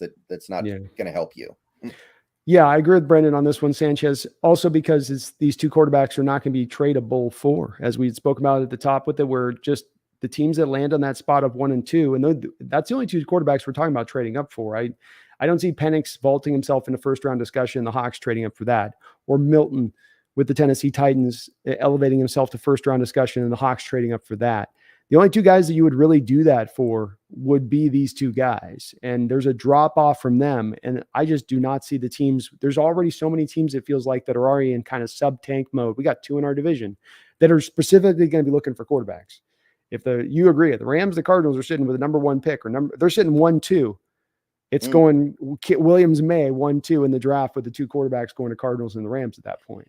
You would think so. I mean, that seems very realistic. Maybe Marvin Harrison Jr. sneaks in there, but that's true. Yeah. I mean, let's say the Colts get the number 1 pick. Would they trade down a spot and then take Marvin Harrison Jr. probably? Probably, yeah. I would think that would be their move with it, is let's get, especially where their roster is, needing help and wanting to knowing that they're going to need to kind of build this back up again. So I do think that would be probably the case. Right. So I don't see this happening. No, that's something we would do if we thought we weren't going to have a good season and we're just trying to make ourselves worse. There's no way we think that. No, I agree. I don't see us doing the pick thing. I could see us trading guys initially, Brendan, for guys for, like Sanchez is kind of saying in a certain way here, where you move a guy for picks and then package those picks, but then you would do that to me for a trade deadline deal. Right. is how you would look to do that. That's And so possible. that's to me more possible than that scenario you posted on that there with how it would go. Okay. Two more tight ends. These are two day 3 guys. This next guy I like. He strikes me initially anyway as the best, or at least one of the best blockers in this tight end crop. It's Cade Stover from Ohio State. Kind of a Will Dissly type, kind of a slower but trustworthy, methodical, heady player who's going to give you plus blocking and plus receiving. Currently projected in the 4th round. I like this guy a lot. Yeah, I'm good with the Dissly comp. I think that there's not a lot of explosiveness or speed there, so he's going to be limited in that. This will be a guy that doesn't even on that Ohio. He's going to need that Ohio State fast track. Let's just put it that way on his pro day. He's going to need every bit of that fast track to give himself a legit speed. Probably a 4.7 plus guy is what he's probably running. But he's got really good hands and good body control. He can catch from a variety of different angles on things. He can come back to, he's got a good feel, like a receiver's feel for coming back to the ball. And when CJ had to extend plays, he was a guy that he could go find at times. CJ Stroud, he could find him on plays, on those off script kind of plays. Also like him a lot as a blocker, and one of the few kind of pure inline guys in this draft, if we want to be honest with it, with that too, where, you know, it's Browers, Nesbitt, this guy. I mean, most of these other guys are kind of more into that H-back. He's span forward, I guess, if you really want to believe his 270 thing, but I don't know. Even he plays a little bit more like an H-back than a true inline guy. So one of those few guys that you got here, and a guy like Cade Stover, you know, a guy that probably NFL teams are going to just love his tape and get, maybe he may be a guy they'll overlook some of the metrics with on, because they just like the way the tape looks. But he's a fun player, and I think the Dissly comp is pretty good, pretty accurate. All right, last guy is Caden Presscorn of Mississippi, another 4th round guy. I don't know a ton about him, but he's getting a little bit of buzz down there in that early day 3 area. So how do you feel? Don't have anything to really offer on this one. On some of these guys, I wasn't able to get to him. This was just one of those guys I didn't quite have a chance to take a look at. But down Mississippi, I think he's got the quarterback. Who's that kid down there that they got? Oh, He's one of the guys we didn't talk about him, but shoot. I know who you're talking about. I can't remember his name. Hold on. Let me see if I can figure this out. Okay, so he's playing for Ole Miss. Ole Miss's quarterback right now is it's Jackson Dart. Oh, okay. I was thinking of somebody else then. Not Jackson Dart. Okay. Yeah. Although I do get some people in my chat sometimes talking up Jackson Dart, kind of getting excited about him, which, you know, I don't know. Maybe he could be like another Holton Allers. You never know, man. These guys, it's as you say, it's fluid. It's a fluid situation. I will say this: he looks like he's a good overall graded guy by PFF, which is nice out the gate. So it looks like he might be a good all around tight end. 6'5", 255 is his listed weight. So maybe another guy that we have along the lines of being a little bit more of in that inline basis of things, and not as much just the H back kind. Which, like you say, we're going to probably need both. You know, you're going to probably need both the H back type and the inline guy. So it's good that there's both varieties in this draft. Okay, so that's the tight ends. There are going to be others. There are going to be some late round guys, but I feel like a lot of those guys haven't manifested at all yet. Like, we don't even know they exist yet. They need to go out there and do it this season in order to become that. So I think that's a pretty good look at the tight end list. Offensive line, I didn't really do tackle for obvious reasons. There are going to be great tackles in this draft, though. Don't get me wrong. Yeah. There's some really good tackles. Joe Alt is probably going to go in the top 10. I think there's it might have been an Ohio State guy who's probably going to go top 15. But the only tackles I looked at were guys who are likely to move to guard in the NFL. That makes sense, right? Absolutely. No, I agree with you. And like you said, there are some really good ones. I think Georgia's got one. Alabama's got the right tackle. You mentioned Alt. The Penn State kid is, he would have been the first tackle off the board if he's another one of those when he's one of those guys, the NIL guys, where he would have been the first tackle off the board in this last draft. Didn't go back to school to improve his draft stock. It's just because he wanted the extra year of college and he was getting paid out there in Penn State. So why not? But that kid's as good as you'll see as a prospect out there. But yeah, it makes complete sense. We're not looking at that. Yeah. 20 years ago, when Matt Leinart stayed back for one more year of college, he did it because he knew he was going to probably be a bust in the NFL, and he was like, "I'm having so much fun here. Have you seen the USC cheerleaders lately? Like, I'm not going anywhere." But he was the only guy who could do that. He was in a very unique situation. Now everybody can do that.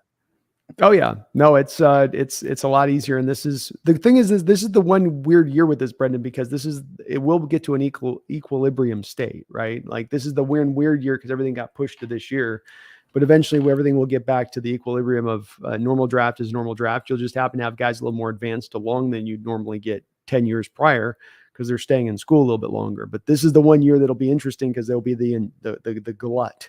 You'll have a guy going in the fourth round of this year's draft who might have been a second rounder this past year. And exactly. That's going to help you from a value standpoint. Mm-hmm. But let's start with left guard here. Okay. Good collection of guys here. I really think this is a good left guard draft, better than the last few. Yeah. A couple of these guys are playing tackle in college football right now, but I don't think they're going to play tackle in the NFL. Yes. To be clear about that. This first guy is a natural left guard, though. He's playing left guard for OSU this year, Ohio State. It's Donovan Jackson. He has a first-round grade, very late first-round grade, though. So he is currently leading the field. What do you think? Yeah, he's 6'4", 330, big mauler type out there. Kind of your sort of typical in that respect. Really, really long arms. I think I've said that he might have even up to 36-inch long arms or something like that in that neighborhood of things. Oh, wow. So I don't know if that's true or not. These are unofficial measurements, of course. If he gets guys locked up, they're pretty much going to stay locked up. He's got a lot of natural power in there without those arms and stuff. So you're not getting away for the most part.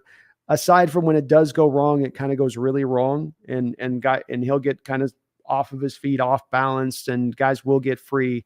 When it's the few rare occasions it happens, but he deserves to be an upper level looked at, guard. I do like the other guy we're going to talk about a little bit more in a second here, a little bit higher than him. But everything you want from a natural physical standpoint, as far as on a guard goes, he's got it and he's got the prerequisite strength to make it happen. And a big part of, I think, the interior of that Ohio State ground game last year was, Paris Johnson's on the outside and DeJuan Jones on the outside. But when they want to go up in the middle, this guy was a lot of who was creating those holes over there for them. Yeah. So I respect him. He's definitely a good prospect, but I'm not so sure about using a first round pick on him, especially if I can spend a second round pick on this next guy. And I don't even know if that's going to be possible. He might have a really good season. I'm high on this next guy here. This is my favorite. It's Cooper Bebe of Kansas State. Currently projected to be a second round pick. He's playing tackle right now. I think he'll move to guard in the NFL, and I really like him. I think he'd be a great fit for this offense. This is kind of my guy at this position right now. Yeah, and he's my guy as well with this. My scouting report, crazy kinds of powerful. He doesn't need to hit you with a full windup. A glancing blow will send you to your knees, and he's mean with it. Always looking for a rib shot when a guy is already locked up, like let's say in pass protection. Love his help willingness from the guard position in pass pro. When he's running a double team block, space is going to get cleared. Played some left tackle in 21 and held up well, though he's just a pure left guard or right guard next level. He's a left guard all day, by the way. Though I wouldn't call him quick. He's fluid athletically for his size and moves comfortably in space. I saw him pull across the formation and also lead out in front multiple times on tape. A guy I looked at a lot because we weren't sure up until about the 25th hour, Brendon, last year, whether or not he was going to come out in the draft or not. So, I've taken a long, hard look at this guy, top 12 rated guy by PFF last year. We talked about the last guy. The thing we didn't mention on the thing that we've got to remember with these guys in the guard position is his mobility. Mobility. It doesn't have to be the only thing. It doesn't have to be the number one thing, but it's got to be considered in these guys' evaluation and the outlook of them. Ohio State tends to have a little bit more of these big trash can guys. That's why I didn't like Luke Wilper. Remember, we talked about Luke Wilper a lot also on that Ohio State center from last year's draft. Not mobile. Just they're guys that can handle guys one-on-one, but these are guys that you want to put into a scheme that's more of a one-on-one, mano-a-mano scheme, drive your guy off the ball, get the job done. We're going to run a lot more of the combo blocks, duos. We're going to get to the second level. We want to pull back across the formation. We want to utilize mobility in our offensive linemen. Cooper Bebe's got that enough all day long. Hell, the guy, anytime a guy's played tackle, Brendon, is going to guard, you don't have to question to me a little bit of his mobility at that point from what you're going to require from the guards. So I love Cooper. I do believe he's going to be a first-round pick. He is a better prospect than Osiris Torrance. He's a better prospect at the guard position. Who was the other kid that went? The guy who everyone was pretending was dating Margot Robbie. I don't know if you ever saw that meme, but he was the guy with no two front teeth and yeah. Okay, yeah. Cody Mock. Cody Mock. That's right. Yeah. Cody Mock. He's better than those two guys considerably. I love this kid. If we could get our hands on him, he's one of my favorite prospects really on in this upcoming draft. I know it's a guard. I know it's left guard, but Damian Lewis, if you were to move on, you slide this guy in. Yeah. Look out. Yeah. And I mean, we got to go big here, I think, because if we're going to move off Damian Lewis after this year, you gotta go big because Damian Lewis is good. I know he's not perfect for what we're doing. I know he's not elite, but he's good. So if you're going to replace him, I want to try to aim a little higher here. And I think Cooper Bebe would be aiming higher. I really like him.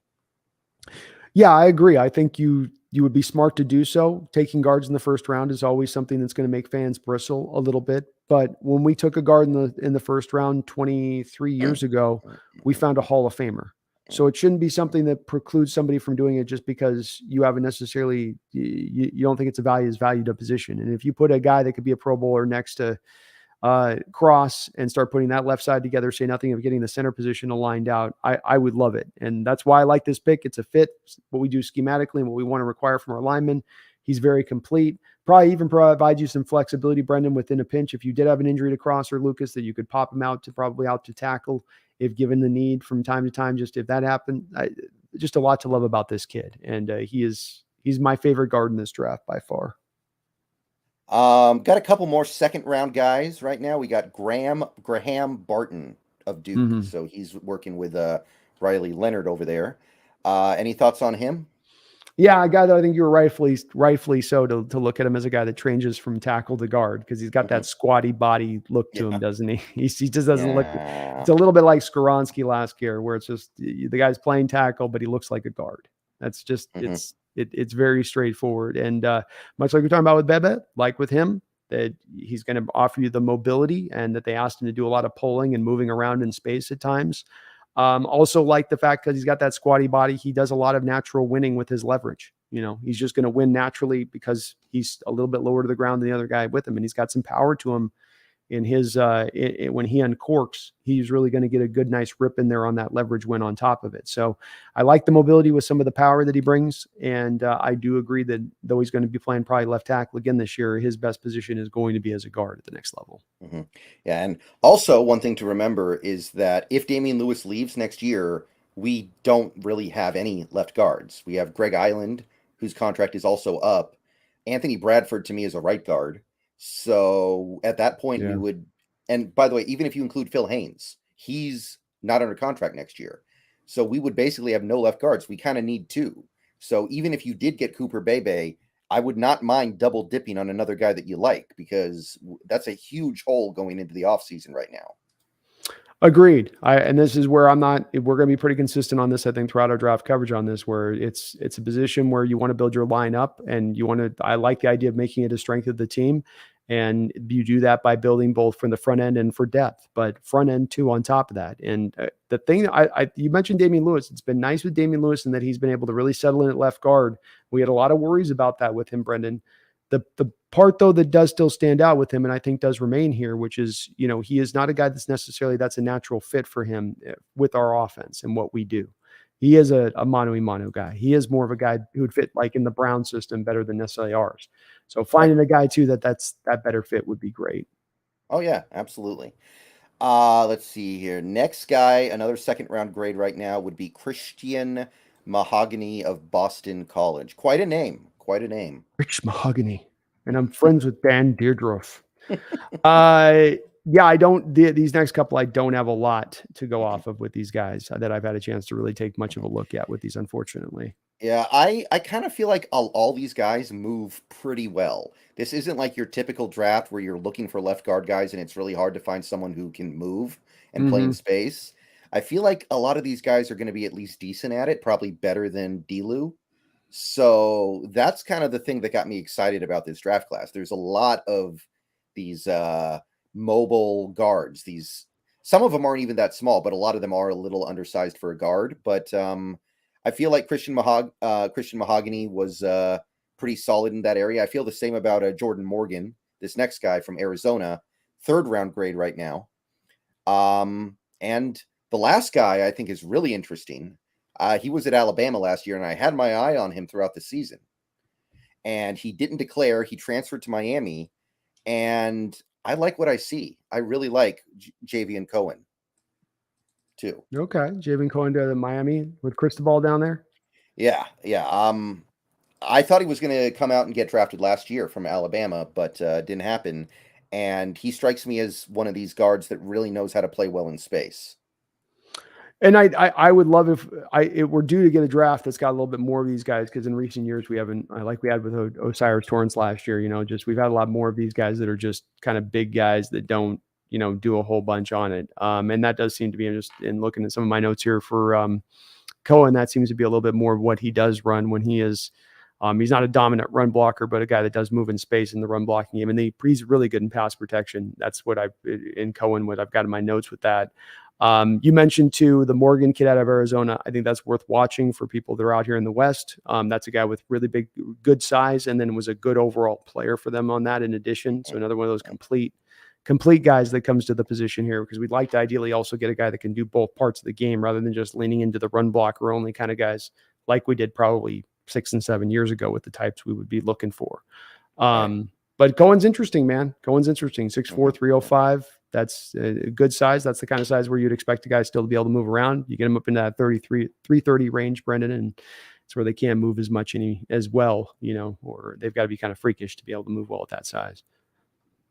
All right, so that's about it for the left guards. There are going to be others, but a lot of the times when you have a left guard that projects to go day 3, it's because they can't move well enough to do left guard stuff, so they kind of move over to right guard. It's just one of those things where I feel like you don't see a lot of good left guard prospects in day 3.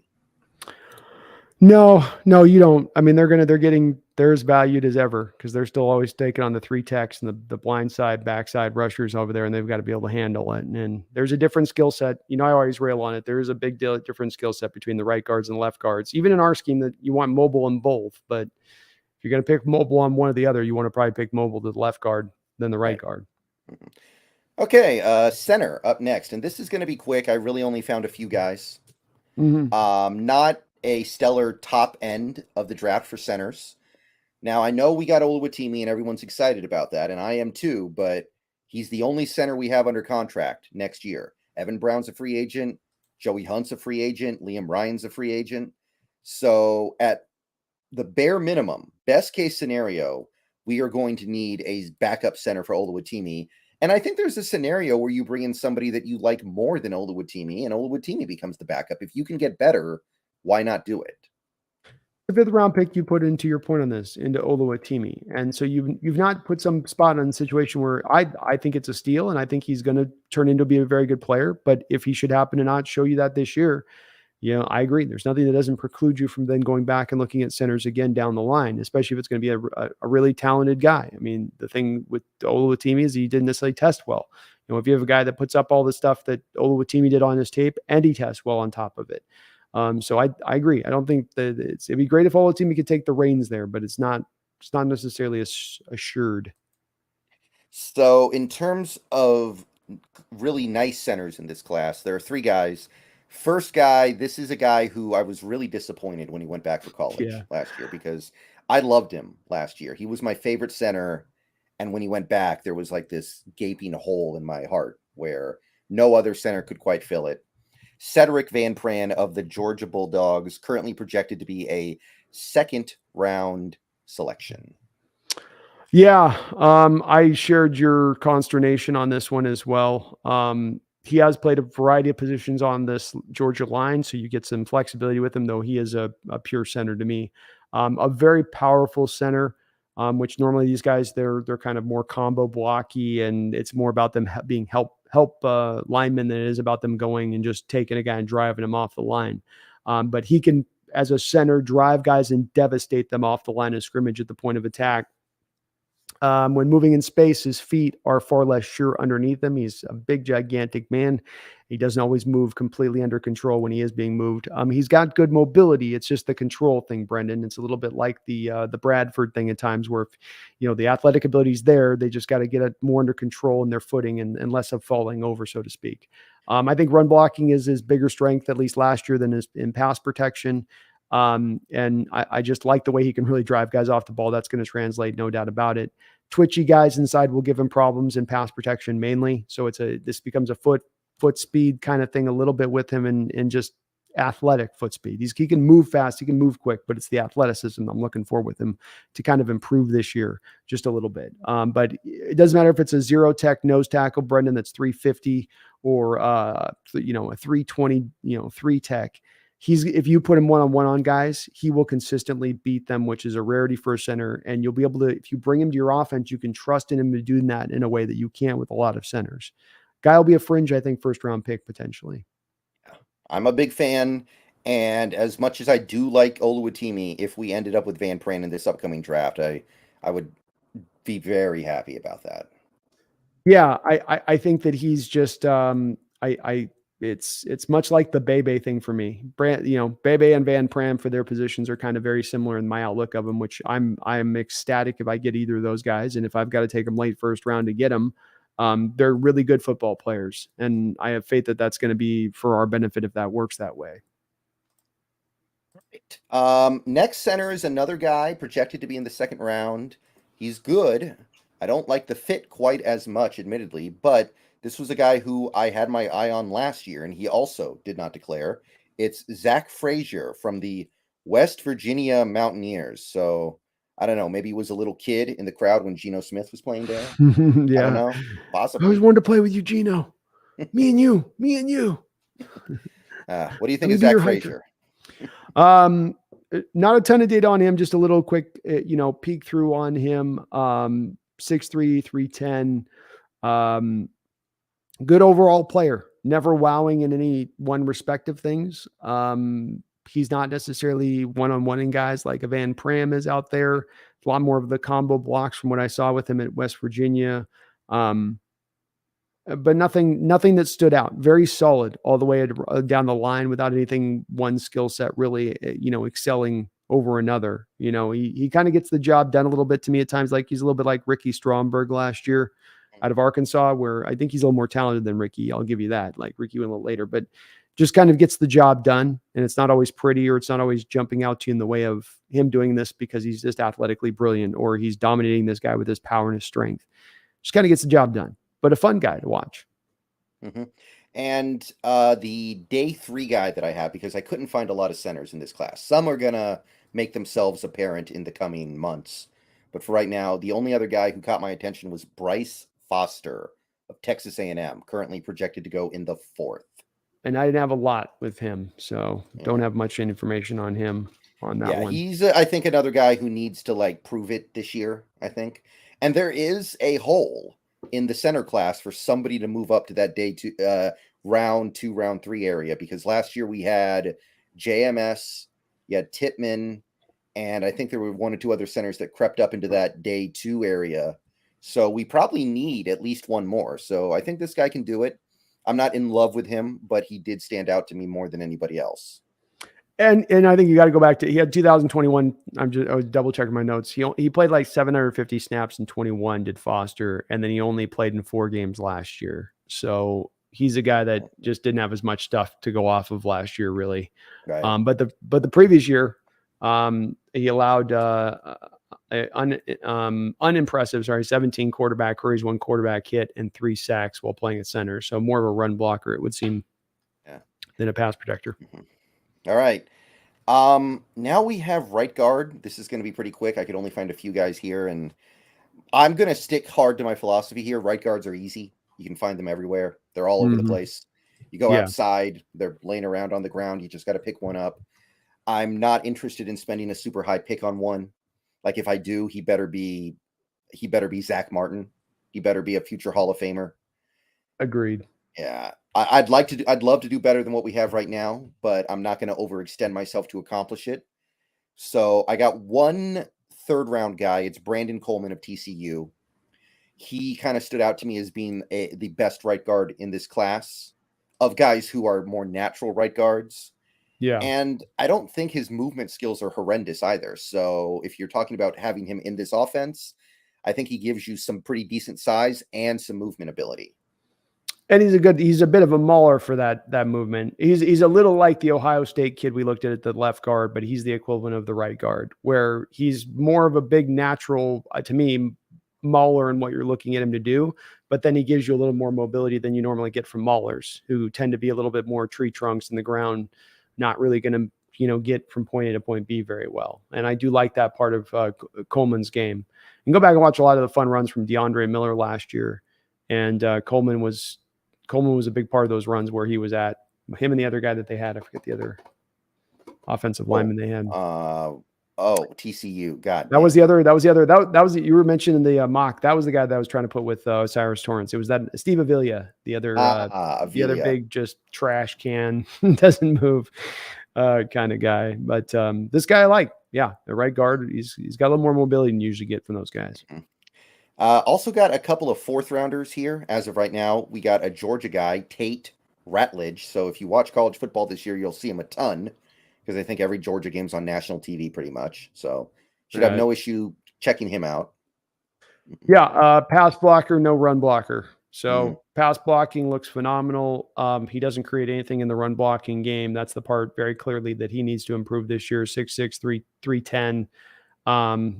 Some of that's probably got to be the hard part of just a guy at 6'6" trying to get down there, Brendon, and get into the leverage of things, I would imagine. But that was my initial view of him, was just there's definitely a very big difference between what he does as a pass blocker versus what he does as a run blocker. Mm-hmm. And we also have Dylan McMahon of North Carolina State, also a fourth round grade. And I don't have too much on that one. Yeah. I just kind of needed a third guy, and he was the best I could find. Again, a guy who combines the mauling abilities that you want in a right guard with the mobility that you want in this offense decently. Not over the top, but decently. So I kind of like the fits here. That's why I really like this interior offensive line class. Lots of guys who I think fit this offense. Agreed. I think it's there's some guys that's right line, and not that you're going to have to necessarily always have to put high end picks on. These guys might go into spots where you feel really good about the value of the selection of where you're getting them. Okay, so that is basically the offense. You want to flip things over to the defensive side of the ball now? Let's do it. Okay, so the defense is, I'd say the offense looks a little better than the defense this year for the draft, but there's some nice stuff on this defense as well. There is. Certain positional groups are okay. Others are a little bit weaker. Yeah. So let's start with nose tackle. Let's just start at the front and move our way back. Okay. I found 4 guys who seem to me to be genuine nose tackles, like big, space-eating trash cans full of dirt down in the middle to take up blockers.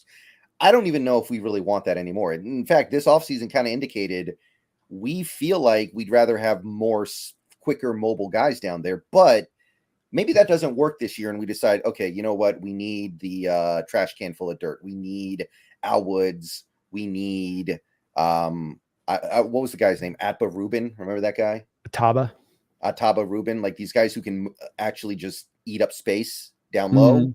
So these are the 4 guys that stood out to me. We got Tyleik Williams, first of all, another Ohio State guy, 2nd round grade right now. So Ohio State will be on TV plenty, so you'll definitely have a chance to watch him. Any thoughts on him? Say that name again. Tyleik Williams. So Tyleik. Yeah, so he's listed 6'3", 320. He looks a good 340 to me. Stout 0-1 tech guy. I love when they do that with those guys. Like, don't put me as 340. It makes me sound fat. No, you're 340, dude. In your bra. Yeah, in your bra. He's good. He's got that slow burn power. So he's not a quick power, heavy hand guy. It's kind of like slowly that power kind of works on you over the course of the play a little bit. He is very strong and hard to move. Good hustle. He'll chase more than those normal big bodies will sometimes chase. There's not really a lot of production to go off of with him. If you look at last year, there wasn't really much there for him. But I do think he has a solid all-around game. He's an active guy. I wouldn't want to make a high pick of him. But as far as nose tackles go, as a later round kind of guy or mid-round guy, I guess is what we call him, not bad. You know? Currently, he's a second-round pick. I wouldn't be surprised if he falls because of the devaluing of the position. Yeah, I can't see him going anywhere in the second or third round. He's a day 3 guy to me all day. I just, he can step forward this year and maybe provide a little bit more, but he doesn't bring enough as a pass rusher, and he's not as dominant as a run defender to draw that kind of spot, in my opinion. Real quick, sorry, we'll make sure we're just on the donos here. Sector 7, thank you for the $2 donation. So sorry if this is already covered. What the F is up with the injuries? Well, thank you for the donation. I appreciate you on that. I think everybody goes through this. Yeah. If you go through every team, they're all sorry. Well, let me let you start with that one, Brendon. You started off with that. Yeah. I think this happens to every team in some capacity. The question is, how is it going to happen? Is it going to be a lot of little injuries, a few major injuries, or both? Like, those are your 3 options. You're not going to go through a football season where you just have basically no injuries. That's never going to happen. It's too violent. Mm-hmm. So you can either have a lot of little injuries, you can have a few major injuries, or you can have a lot of little injuries and a few big injuries. I know which one I would rather have to deal with, and it's the one that we're living in right now, a lot of little injuries. Yeah, amen to that. And I can't offer a lot on top of that Sector 7 other than just you're getting them back. Everybody's coming back, and they're not guys that you're looking at missing half a season when you get them back. Maybe in all of these guys, in a worst case scenario, we're missing a handful of games of them as we lead into the season. And I think that's as good a situation as you'll find throughout the course of the league. Is there's teams that are a little bit better, maybe, but it's as good as it is. We're not on the bad end of the scale where a lot of other teams are at, where they've already lost guys to season-ending injuries, and they have another guy who's not going to be back for the first 8 weeks of the season, and they have this guy. We're not in that territory. So it looks bad because we're in it and we're hearing about it, and it's all kind of coming at once. But let's also remember with this, folks, in that the team tends to be pretty conservative with the injury situation. They tend to be very, unlike other organizations where it sounds like, Brendon, you get that thing of like, out of every movie, every NFL movie that's ever been made, there's always the medical guy who's like forcing the guy who's got head trauma and bone sticking out back on the field. And the coach is like, I don't care if he's injured, get him out there. That's always the cliche thing. I think the Hawks operate a little bit in the other end of that scale when they look at their players and getting them back from injury and trying to push them on the field. Yeah. It's been their track record. Mm-hmm. So that'll cause me maybe a little more conservative here too. So more guys sit out just because they're trying to be a little careful, or get it, things like, Mike Morris's long shoulder thing. Let's just get it dealt with. Let's get it knocked out, as opposed to fight through the season. We'll deal with it at the end of the year. Let's get what production we can out of you with what you're dealing with now. And they just try to, I think, jump on stuff, which is probably a smart approach on injuries. Correct. Okay, we got one more nose tackle that is currently a second-round projection. It's Nazir Stackhouse of Georgia, another Bulldog. What do you think? Stackhouse, yes, pure run defending nose tackle. That's what he will be. There is no pass rush at all from him. Excellent holding up at the point of attack, also hustling down plays normal tackles don't get to. So there's some similarities between him and the other kid that we were just talking about a second ago in certain respects. He has probably good top end speed for being a 6'3", 330, 320, 330 guy, Brendon, but he takes the first 9 yards. It's like a guy with a good 10-yard burst, but he's going to need the first 9 yards to get to the burst. Does that make sense? Yeah. I get you. And so it's not a first step quickness thing. And that's why I say there's really no pass rush this guy's got. He's very rough. The previous guy is very rough. These guys are very similar in that range, but nose tackle, run defender, stout at the point of attack, strong as hell. Some of the traditional things you look at from a nose tackle, they bring. Though you mentioned, what is the value of that in the modern age? What is the, Let's remember, Mozzie Smith went in the first round. It's true. It's true. I mean, and that's a guy that we're talking about he was pure run stuffer. You did not look at him and say that's a guy that's going to give you anything from a pass rush. So maybe there is, maybe there is a bit of a value to that. And, Quinn's running a lot of the defensive like we're running in certain respects down there in Dallas now. Right. Okay. Third round guys now. We got another Texas Longhorn. It's Tivondre Sweat. Another guy we've been looking at for quite a while. Another guy that late in the process, going back to school. He played edge in 2021 and then went down to a season-ending injury that cost him 2022.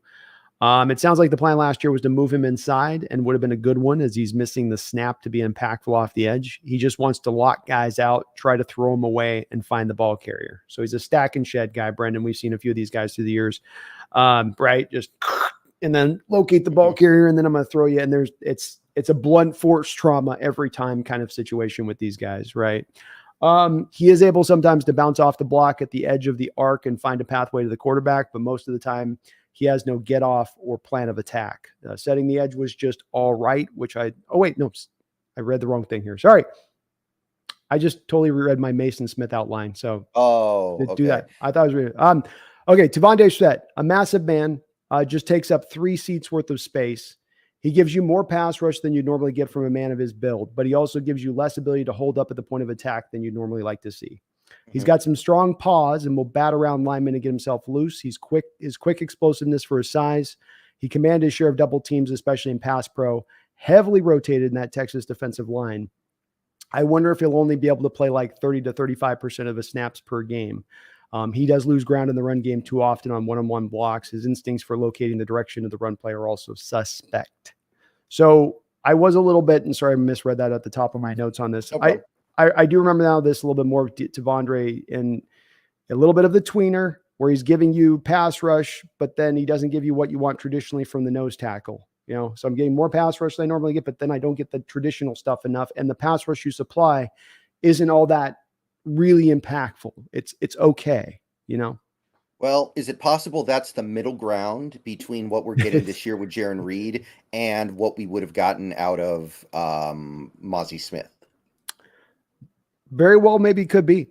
This could be the guy that you do find that happy middle territory with. I really do not like, for as big as he is, how much he gets pushed around in one-on-one situations, especially. I did not like that. For a guy that's got to be a nose tackle. It's one thing if you can't hold up against the double teams. Not everybody can do that. That's hard to do on a total. I get that, right? Two grown men pushing is tough, but getting single blocked as much as he did was. You should then punish them when they do that to you. Okay. So he's got something to prove this year for the Longhorns, I guess. Absolutely, he does. And he probably got lost a little bit. We had that one kid that was taking Coburn, and then you had the other kid taken the 7th round. Ojomo taken. So he's probably lost in the shuffle there a little bit last year, but he's smart of him to go back because he would have been back in there right with Ojomo, I think, picked around the 5th round, 6th round or so with where he was coming out last year. All right. Last nose tackle I found was a Cincinnati Bearcat, Dante Corleone. Yeah. Which is another really cool name.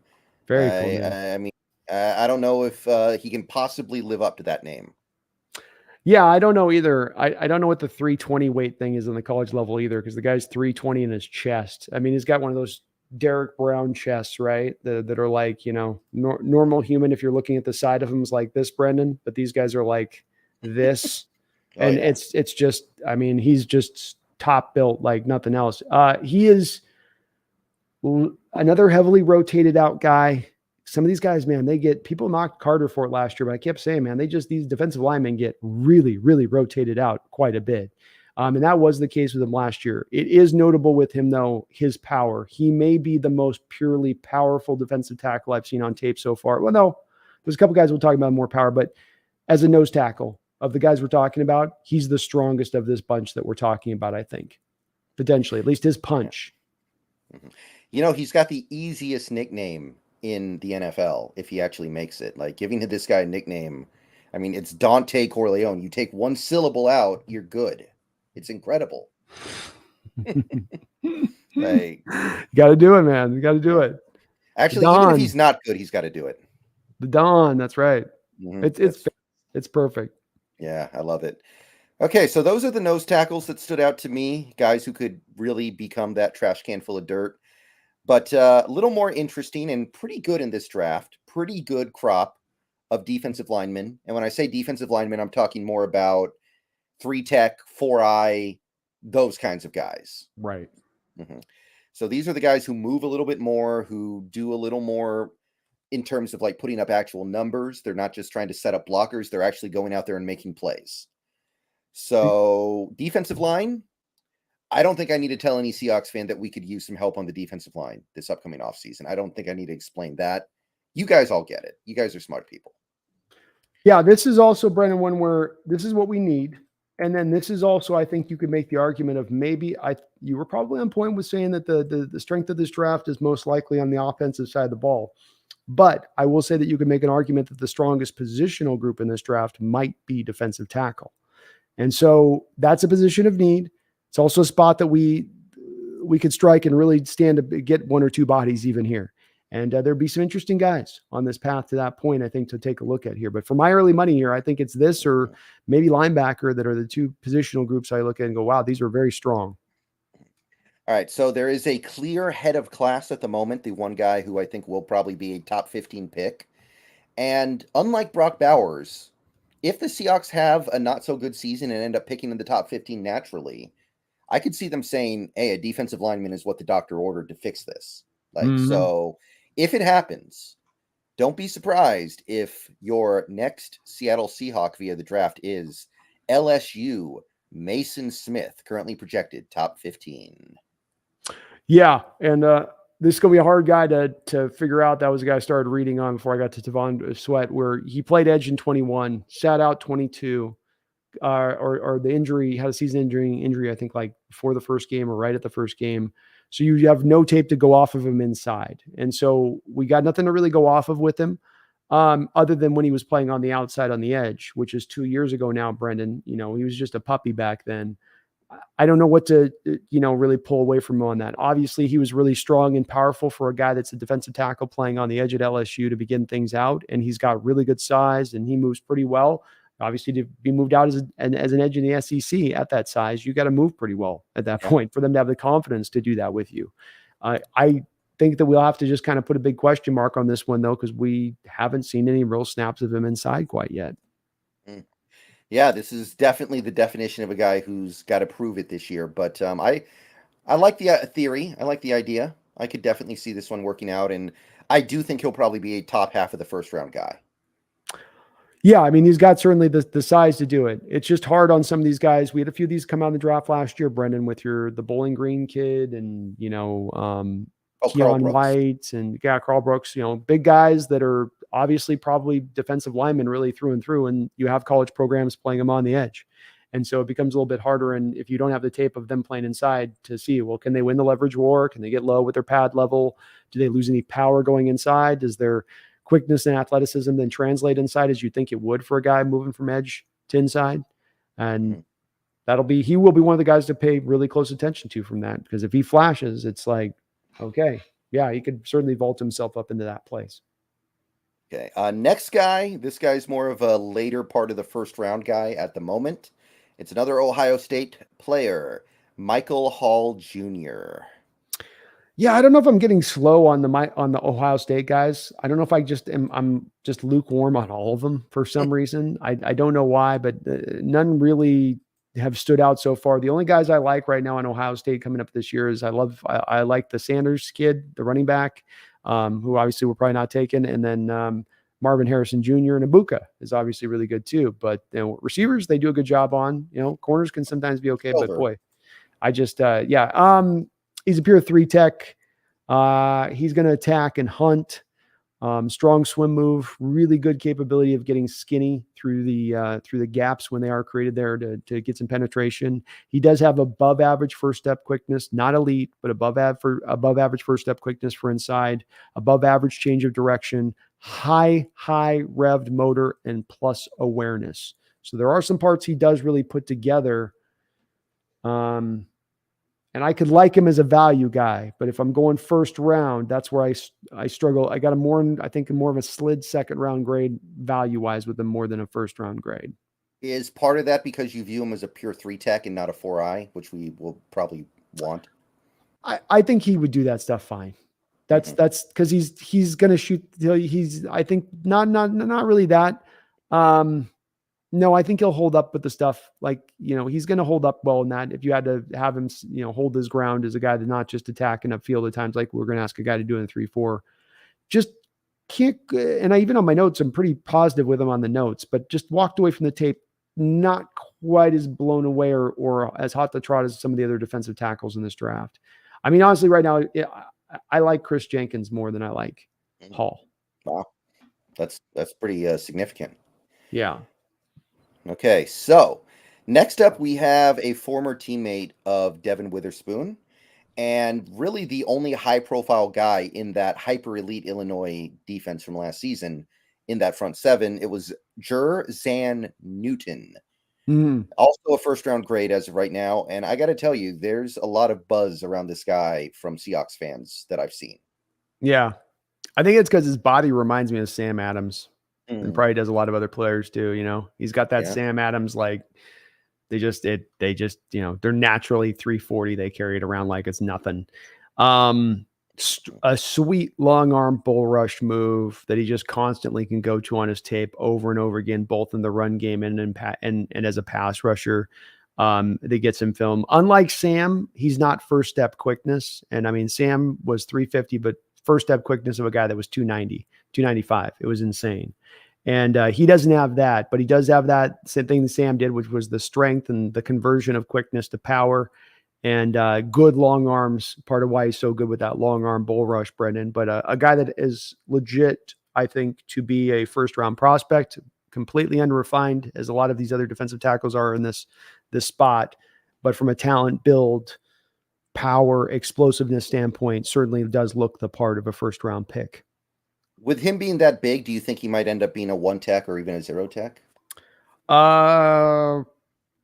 Possible, but the Illinois defense was so attack based. It wasn't a lot of sit down and hold the ground kind of stuff. You know, it was a lot more of we're coming after you. You know, man, we're going to play man stuff on the outside. We're going to, you know, bring down these bodies. We're going to have our defensive linemen get up the football field. So he's not doing a lot of settling down, holding the point. And that would make me wonder. He's got the size and the strength and the length, power, all that's there to do it. Sure, for sure. But just hasn't maybe something monitored this year, but just didn't feel like it was being asked to do that as much. They wanted him getting upfield in attack mode. Okay. All right. One more first round guy here. It's another Miami Hurricane. They've actually got a handful of nice prospects, which seems different from previous years. Seems like they've been a little struggle busing in that area lately. Yeah. It's Leonard Taylor. Actually, I don't think I had a chance to take a look at that guy. So sorry. I think that was. But he's definitely very intriguing as well from the little bit that I've seen. I like him. I like him quite a bit. I think that he would fit both styles of defenses, both the 4-eye or the 3-tech. And I think that if Leonard Taylor is our first, I think that's kind of, it's too early to really commit to anything right now, but that's one of the first round picks we could make if we have a good season that just kind of lines up. The value seems like it's just about right. The position seems like it's just about right. So Leonard Taylor is definitely somebody who's going to get a lot of steam behind him as we go along. Yeah, I think I actually did watch a little bit. I just didn't put my notes in on him as much here. Good all-around player, right? And a very good pass rusher potentially. So, you know, he provides as good a pass rusher, I think, of any of these guys in this class with what he put on tape there. So fun all-around player there. And you're right, it's been a while since Miami's been able to cook out a good defensive tackle. They've gotten some edges out in recent years, but a strong defensive tackle come out there and have some, you know, effect. But I like the pass rush part of what I saw from him, especially that stood out to me with him. We got a fun name here in the second round from Clemson. It's Ruke Orhorhoro. Yes, 6'4", 295, disruptive defensive tackle, and he excels at shooting the gap. So I think this is, you talk about kind of a pure fit for our defensive scheme and 4-eye in it a little bit. This is kind of that kind of guy where let him attack a scheme, let him attack a gap, get him uphill, and let's go. Upper level quickness. He is a killer of reach blocks, Brendon. So a guy that could be really tough for a 49er Ram team, because when teams try to get to him on a reach block, he's so quick off the ball, the reach block can't get there. Over and over on tape, you'd see some of his penetration coming from that place because the college level is trying to run a lot of that stuff now too, as well. So I really do like his fit.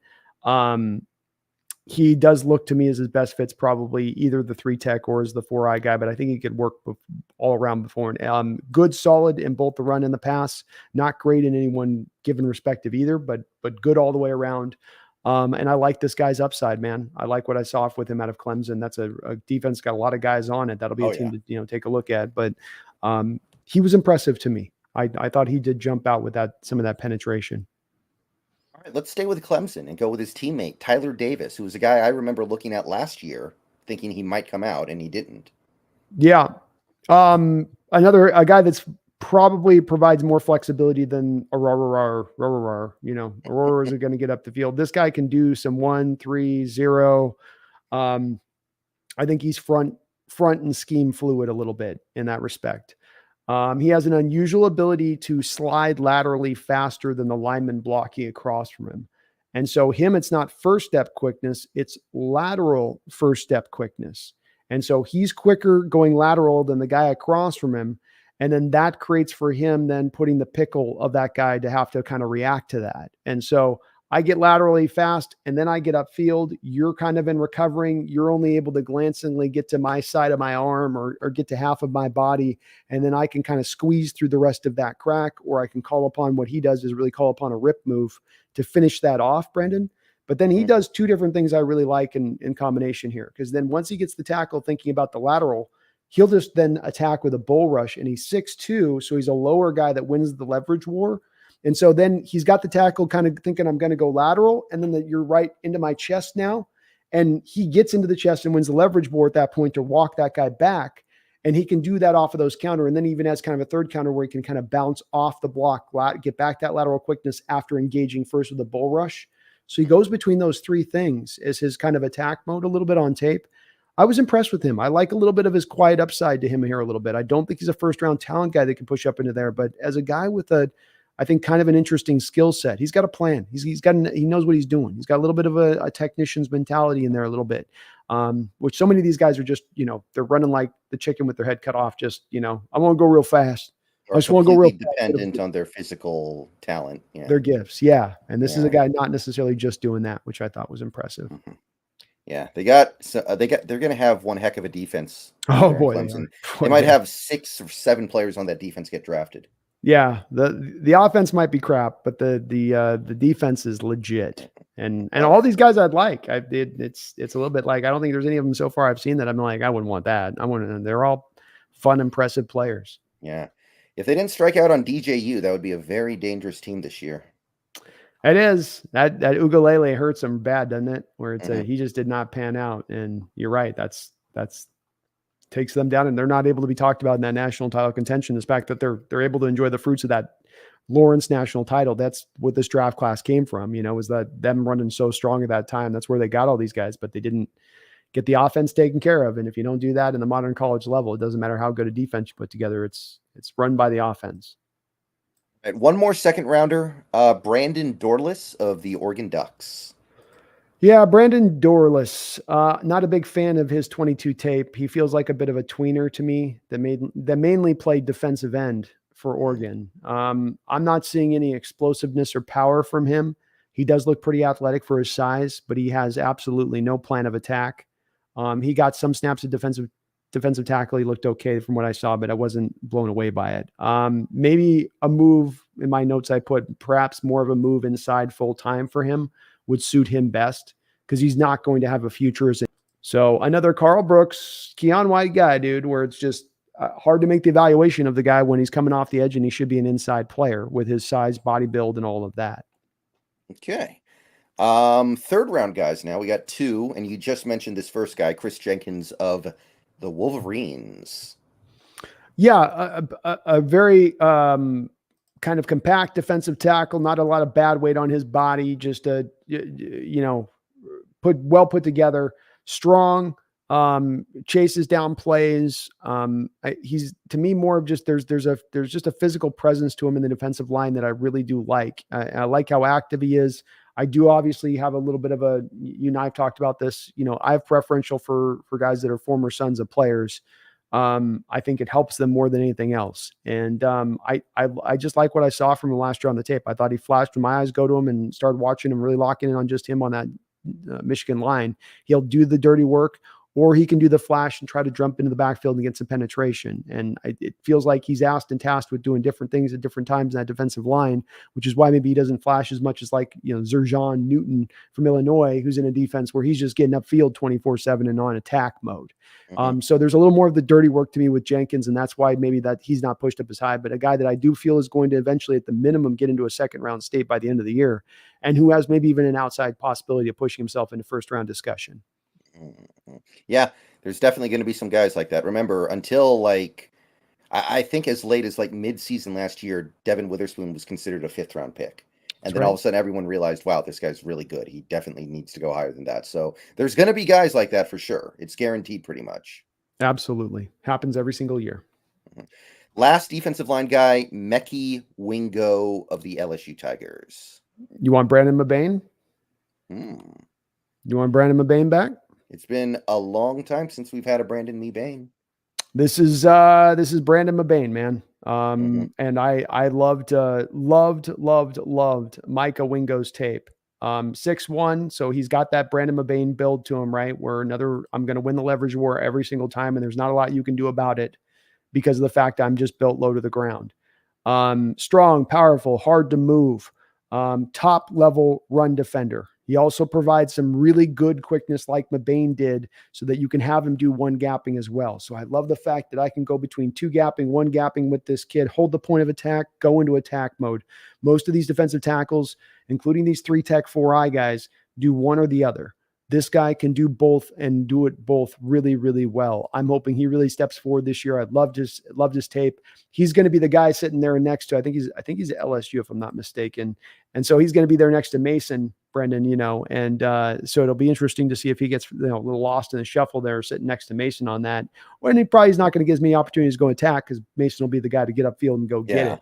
But this guy can do that. And I love his hustle. I love his motor, effort. Would love to get this guy as another guy. We got Brandon Mabane in the 3rd round out of Cal. Would love to get this kind of kid in the 3rd round too. This would be a magnificent pick in the 3rd round if you can end up pulling that off by what I expect him to play in this upcoming year. Yeah, and the Mason Smith factor should keep his draft value down a little bit, right? Absolutely. That's kind of the cool thing about that. That's right. 100% that should. You'd think ideally. Fun player though, Brendon. He was one of the funnest defensive tackles to go look at so far of the guys we've watched. Okay, next position is inside linebacker. Again, this is a position clearly like Wagner's going to be a free agent. Bush is going to be a free agent. Brooks might have one more year on his deal, might not. I don't know how it exactly works. No, wait a minute. Well, because he's going to play this year. Hold on. Yeah, this is the last year of the deal. Yeah, Brooks so we're going to need linebackers. And the good news is this is a nice linebacker class. Great linebacker class, 100%. Yeah, we've got 2 guys right now that are projected to be first rounders, 1 second rounder who I think will probably move up, and then you've got 4 third rounders. So let's start with the first rounders. The top guy is Clemson Tigers' very own Jeremiah Trotter Jr. Yeah, Jeremiah Trotter Jr., probably my favorite middle linebacker of the class so far. Another obviously son of a former pro who played a long period of time. I just mentioned about the previous guy, Jenkins. You can apply that here to this. We've seen a lot of these guys come through in recent years. Hell, DK Metcalf is a kid's son of a former pro. Tyler Lockett, we've got, we have these connections right now with guys that are doing well on this team right now at this moment that are from a lineage of having played in the NFL. We've gotten the benefits of this. So I do gravitate towards this stuff anyway, just naturally. And then you watch his tape, completely as instinctive as you would expect for the son of a former linebacker playing linebacker. Smart, knows where to be, always in the right place. Very, very good tackler. He is undersized, Brendon. So, he's 5'10" probably. He's going to be a smaller cat, but you can plays the run, plays the pass, both great. And he's got an excellent way to get around blocks in the lateral jumping around deal. Your middle linebacker, you can be the Devin White type that will take on the second level blocks head on, throw them away, make the tackle because you're big enough to do that. Other guys have to be bouncy in how they get around those blocks. Fred Warner is a bouncy guy to get around the blocks. He's not going to take on things heads up. The Niners are great middle linebacker. This guy's like that as well, but he's really good with it. He's very hard for a lineman to get a beat on because he can just bounce around you and get right up the field and you're none the wiser, so to speak. So I love the Yeah. kid's tape. I think he's going to be a first rounder. I don't think he's a top 15, but Mhm. I think he's a late first round pick probably. Yeah, and I think that if the Seahawks have a good season, that may very well be the direction we choose to go. Mhm. Getting a guy like this. There are going to be some Seahawks fans that are going to be tough to sell here just because he's so small. Like, Yeah. I think he's smaller than Trenton Simpson was even. Yes. Agreed. Yeah, Yeah. I think he's going to be a bit of especially when they do the measurement. I'm hoping it's not the 5'9" range. Like there's a part of me that's a little worried there it might go to that spot, but it's definitely under 6 foot and well under 6 foot. Isn't Devin Bush 5'10"? 5'11" technically Okay. listed, but I mean All that's right. probably 5'10" accurate. I still think those guys get pushed up even when they get accurately measured to the combine. I still think they're about an inch lower than where they're really listed. Yeah, but very, very good player for sure. The other Clemson linebacker is also the other first round guy. So Clemson really stacking it up here. Barrett Carter. Barrett Carter's another really fun player, fringe first round guy. Maybe a little bit more of a toolsy, typical what you want, size, kind of speed, all that stuff. He checks the boxes of more maybe than Trotter, who's just more a natural football player, I would say. But when you turn on the tape with Clemson, Carter's all over the field too. I mean, it seems to be in on everything. His speed and quickness, agility always gets him to the ball. Even if his instincts don't get him there, his speed will get him there, and good all around player. I think he's excellent in coverage too. He can do both. Both of these guys are legitimate in being hyped in the way they are, as both are going to be solid pros and both are minimum second round picks, if not guys that could push themselves into first round territory, even in this day and age when, middle linebackers aren't really looked at and viewed in that way. But he is the epitome of rangy sideline to sideline kind of cat is Carter. So a fun player to watch on tape as well.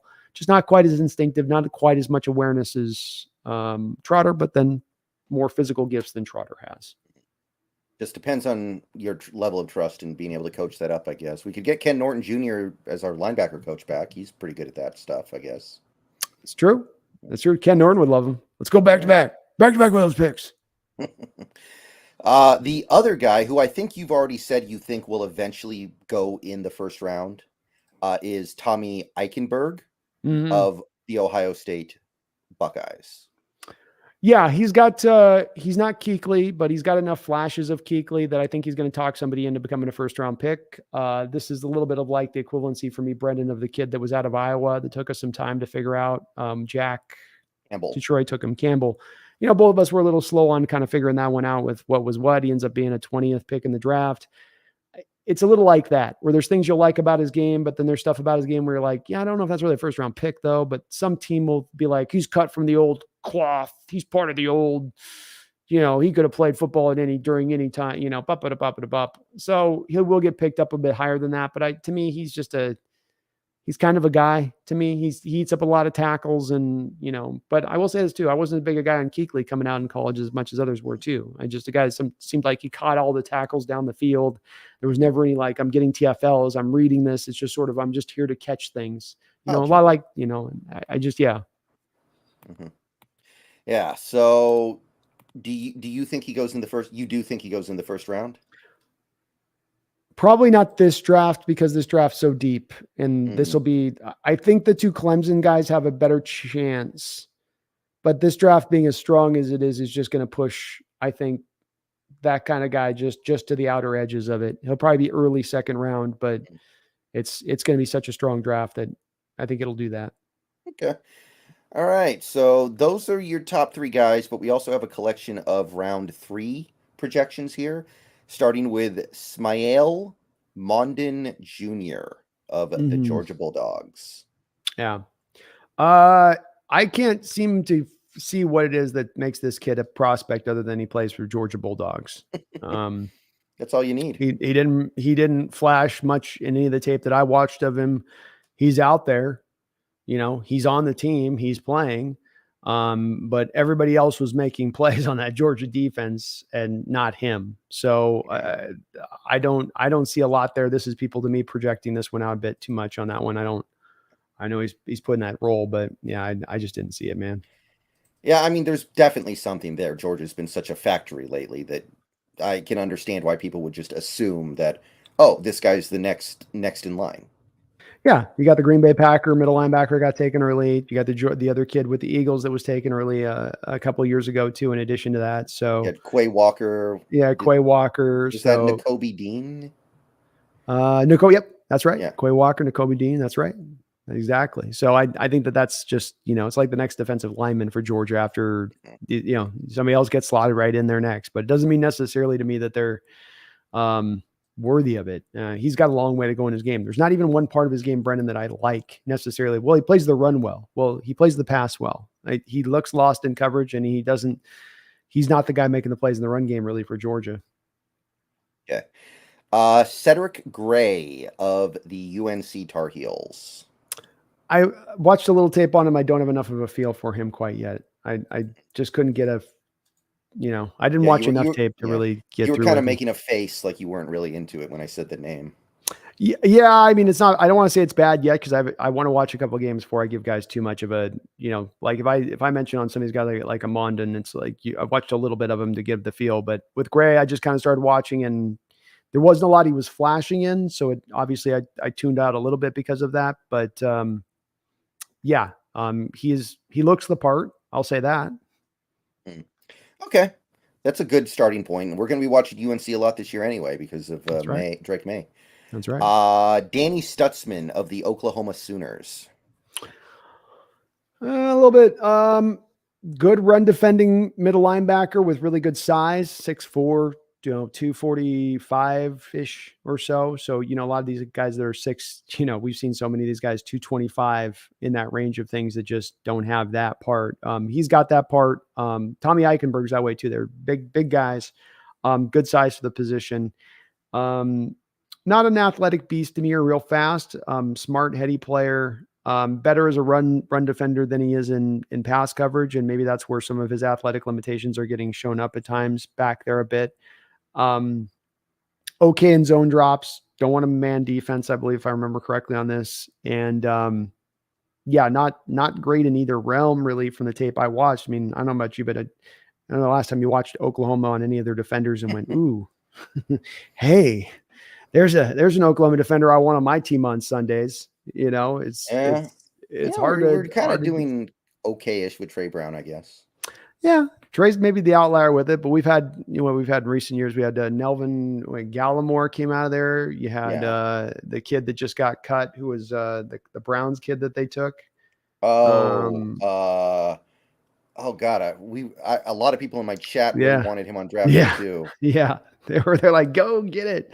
But all I'm saying is it's the Chargers middle linebacker Murray. They took in the second round. I mean, they're not happy with him and where he's been playing either. And I don't want to. I'm more making a joke than anything else. Of course, there's just as much a possibility of a good player coming out of a Big Ten defense, despite all the evidence we have to the latter. Yeah, but not good. Not good. And I didn't see a lot there. He's got another guy like Mondon that's got to take some big steps forward in their game. There's room there for it to happen, and that size. Not a lot of linebackers at that size roaming around in college football. Final guy I have here listed is Junior Colson of the Michigan Wolverines.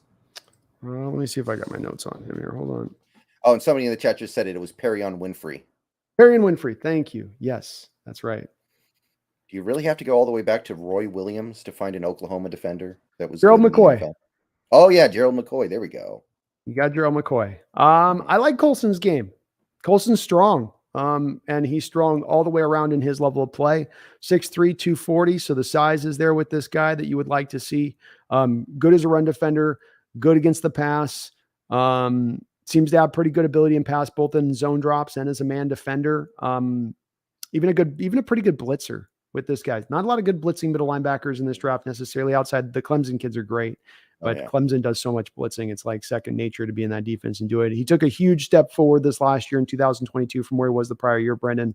And if he continues to take that step forward, this is a guy of these guys we talk about on this back end that has a chance to elevate himself into more of, I think, a second round range discussion because he is such a complete middle linebacker. He's a complete middle linebacker who also then has the prerequisite size and athletic ability too. So some of these guys don't check all the boxes. He does. And that might raise him up, especially in that Michigan defense, Brendon, which is it's going to spit out a lot of pros out of this. I know it did last year, but it's going to continue to do this year.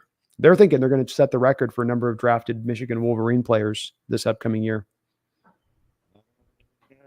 That sounds about right, actually. It's positive. Yeah, it does, especially the NIL thing. Like a Blake Corum goes back, and he could have gone last year, draft him in a second round running back, but instead goes back, and those kind of guys do that. Then yeah, you figure it's going to push it out. So and Harbaugh's been setting the stage there. You got to give him credit on that. He's been building that thing up bigger and bigger every year, it seems like. That's it for linebackers. I did do a list of edge players, but not because we need one. I think it's pretty clear that if anything, we might have too much at edge to the point where a lot of Seahawks fans want us to trade Darrell Taylor just to clear room. So I don't think we need an edge. I do feel like edge is a position where you always want to be open to adding on because you can always use more edge players and they have a lot of trade value if you end up needing to trade one. And I think it's a position where you have to be willing to be a little like you can't be inflexible on like, oh, we already have these 4 guys, therefore we can't ever take an edge. But this is a good edge crop. There are 5 guys that are probably going to go in the first round, including 4 who are probably going to go top 20. So I did want to mention those guys, even though I know we don't need it. Yeah, I think it's worth it. Yeah. And if you have a chance to get one of these 5 guys, the value is going to be so good, you might have to do it. It would be like if we could have gotten Will Anderson at 5 last year. Like, did we need an edge? No, but that might be the best player in the draft for all. So you might just do it anyway. But Jared Verse of Florida State, Dallas Turner of Alabama, JT Tuimoloau of OSU, Braylon Trice of Washington, and Demion Robinson of Penn State are the 5 first-round edge guys. Yeah, and all worthy of, I think, having that grade for sort of the different reasons. Versus kind of your twitchy first step quickness, bend, dip guy. Dallas Turner is kind of surprised. I don't know if you looked at Dallas Turner, but he looks a lot like Will Anderson at Alabama. They do move the same. They got the same sort of stiff hips down right here, right? They got kind of that same 3-step burst to get their quickness, not the first step quickness. Yeah. I think last year he was playing inside linebacker or something. Now they're moving him to edge or something. No, they had him on the edge. Okay. I must have read. I think I must have read something wrong then. Okay. Yeah, but he's. I mean, what's nice about watching his tape last year, especially, is with Turner too. He got tested because everybody's trying to run away from Anderson's side of the field. So it's here we come, buddy. I hope you're ready. Oh, what do you think about Braylon Trice? Oh, he's great. He's actually they put him on the All-American team. Him and Romo Dunze are the 2 Huskies. So that's no joke. That's no joke at all. But he's awesome. I wish that ZTF didn't get hurt a couple years ago. I really feel like ZTF would have been up here too. They have him in like the 3rd round, I think, on the aggregate site right now. But I feel like if ZTF didn't tear his ACL, he would have been right up here and we would have had this amazing edge room. But so it is. Why don't we have the middle linebacker on here? I forgot to ask you about that. He was not graded that high on the aggregate site. Maybe he'll bump up as the year goes on. I liked his tape last year. I liked him better than the Oregon kid. I liked his tape better than that. Oh, okay. But he wasn't as physically impressive as Sewell, but I did think he was just faster and quicker and more instinctive. Right, but I could be off on that if the aggregate board's not big on him. Yeah. All right. So I skipped cornerback because I don't think I need to explain that. I mean, we may take a cornerback, but it'll be another Tariq Woolen try. Like we find a guy that we really like who's undervalued, and then we do that. Like it won't be we're going to spend a top pick on a cornerback, I don't think. Yeah, I agree with you on that. I did look at safety though, and it's actually pretty nice as far as drafts go for safeties. I like this safety crop a pretty good amount.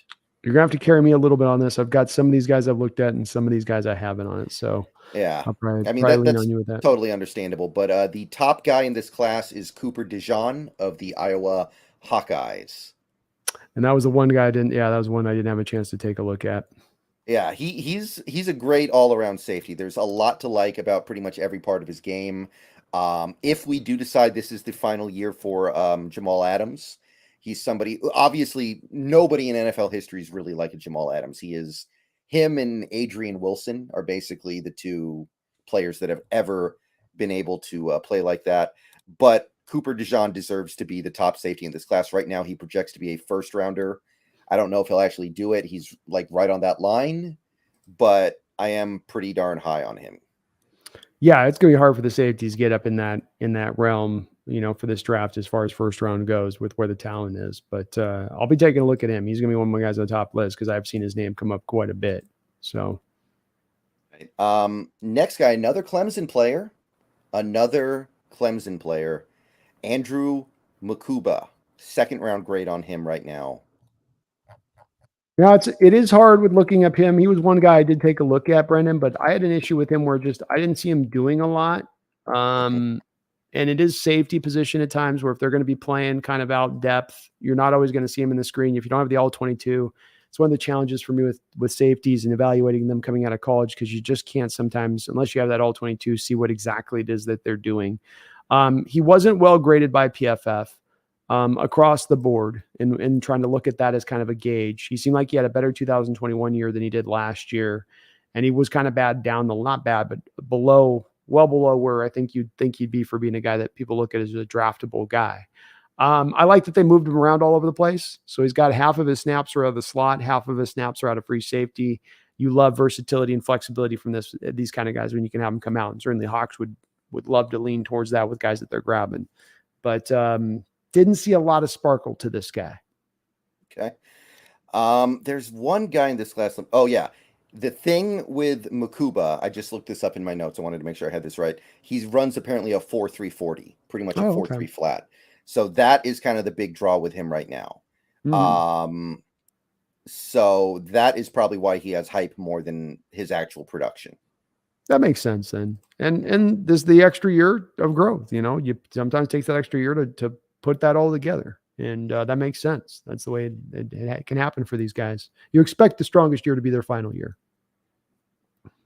Cameron Kinchins, another Miami Hurricane. I love Cameron Kinchins. Probably my favorite safety so far in this draft early on is Cameron Kinchins. He is a guy coming out of Miami. So, some of these comps are going to be out there because you got a former Miami guy. Ed Reed in coverage. He's got some Ed Reed-like skills back there in his ability to read center field and react to what's happening in front of him and make the right read and go feel out and go get that interception. And then he's got the ball skills on top of it to finish the deal. Pretty good tackler. Can come up a little bit in the run game and help a little bit there, but it's really the bread and butter with him as a pure cover safety, free safety back there. That's what he would be. I do think that he is a guy that could end up being kind of that ball hawk type that you talk about in first round discussion, because that's what matters. If I have a guy that is a free safety in college, able to take 5, 6, 7 interceptions away in a given year and do it back-to-back years where he's putting up that kind of production or near it, that could draw a guy, I think, into a first-round point. And he's going to be testing really well. He's blazing fast. So this is a guy that has a good chance at safety to run a 4.45 40, something like that, which I think will eventually end up elevating him. Okay. We're going back to the Pac-12 for one more year anyway. It's still the Pac-12 for the moment. Kalen Bullock of USC. Big-time ball hawk last year for the Trojans. Big-time ball hawk who can also bring the boom. He's a little bit like got that Earl thing going on where, he can play like cover 2 as a single high safety in the territory and ground that he covers, which is just so impressive, along with the length at 6'3", of course, because he can come in there late with that length. And if he's still a step away, that's why you like those long guys, is they can still then get to the ball, knock it free, or be a problem in that area of things. 5 interceptions last year, 89 grade by PFF. Absolutely was awesome. Great in that respect. I like that he can be a hitter and be a guy that's great in coverage. He does need to get better in his run defense. I mean, it's the thing that stands out to me. There'll be the determination on him being a higher pick or being a guy more second, third round range, is he's got to get better in his run fits. He's got to get better in his tackling. He's got to get better in his instincts in the run game. He's got to take better angles, Brendan. All of it down the line. I can't pick anything apart away from him in coverage, but when it comes to him as a run defender, he's got to fix some things.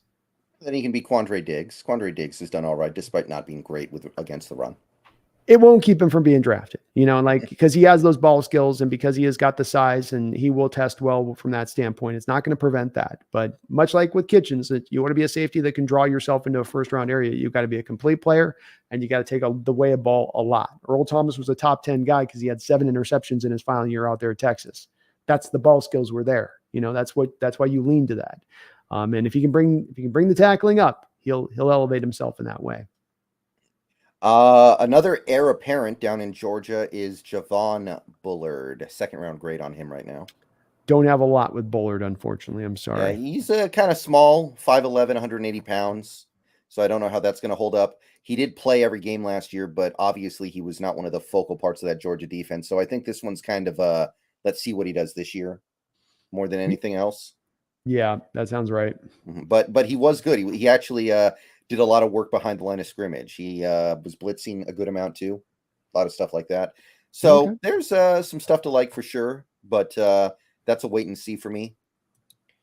Okay. We got the other Miami safety, James Williams. Interesting player here. He is going to be, of course, your tandem partner with Cameron Kitchens. So Kitchens is your free safety.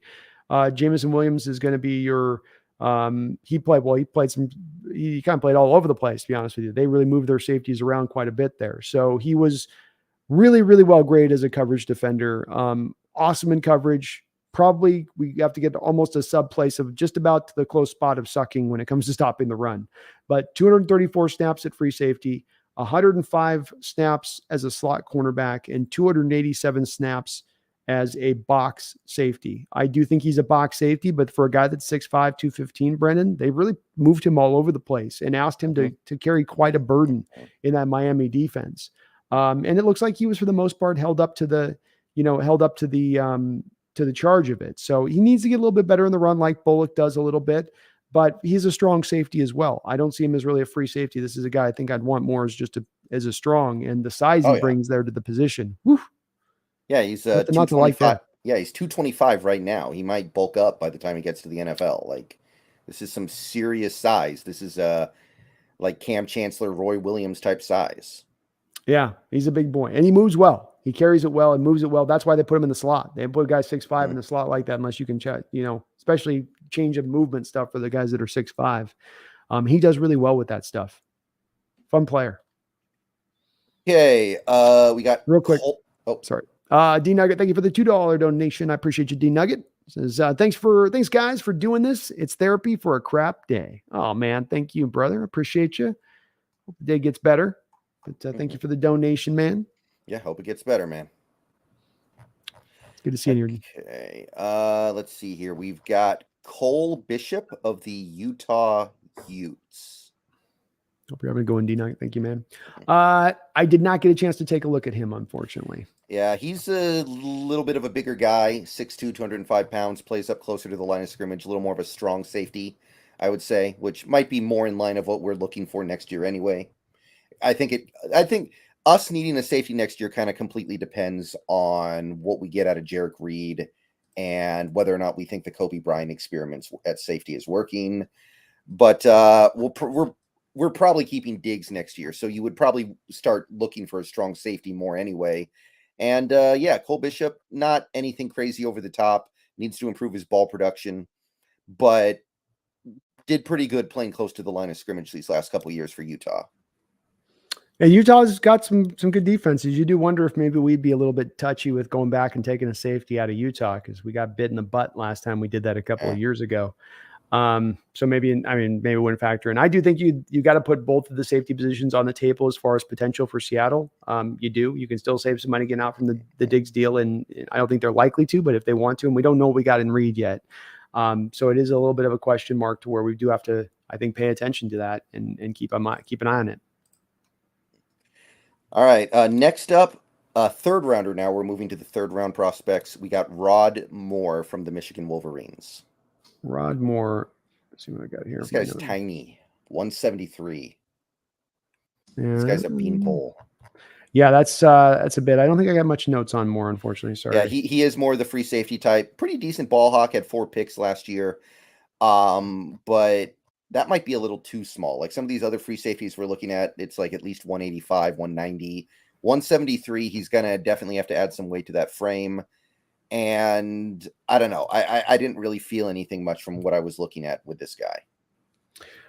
No, he does look like he's graded well by PFF, so that was good all the way down the line. Even pass rush grade was pretty respectable, and he played a good amount of snaps out of the slot, so he does seem like he can give you a little bit of free safety to slot ability there, even some box snaps. So they did, for being an undersized guy, they got him listed on the PFF side at 198. You got 173 on your end, though, huh?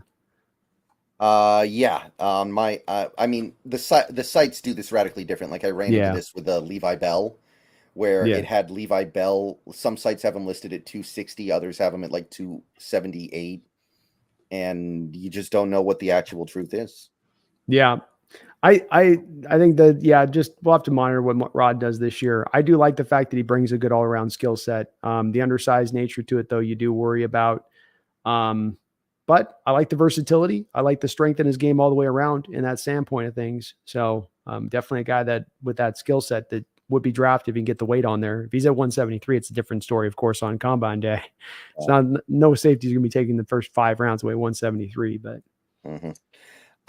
Tyler Nubbin of the Minnesota Golden Gophers.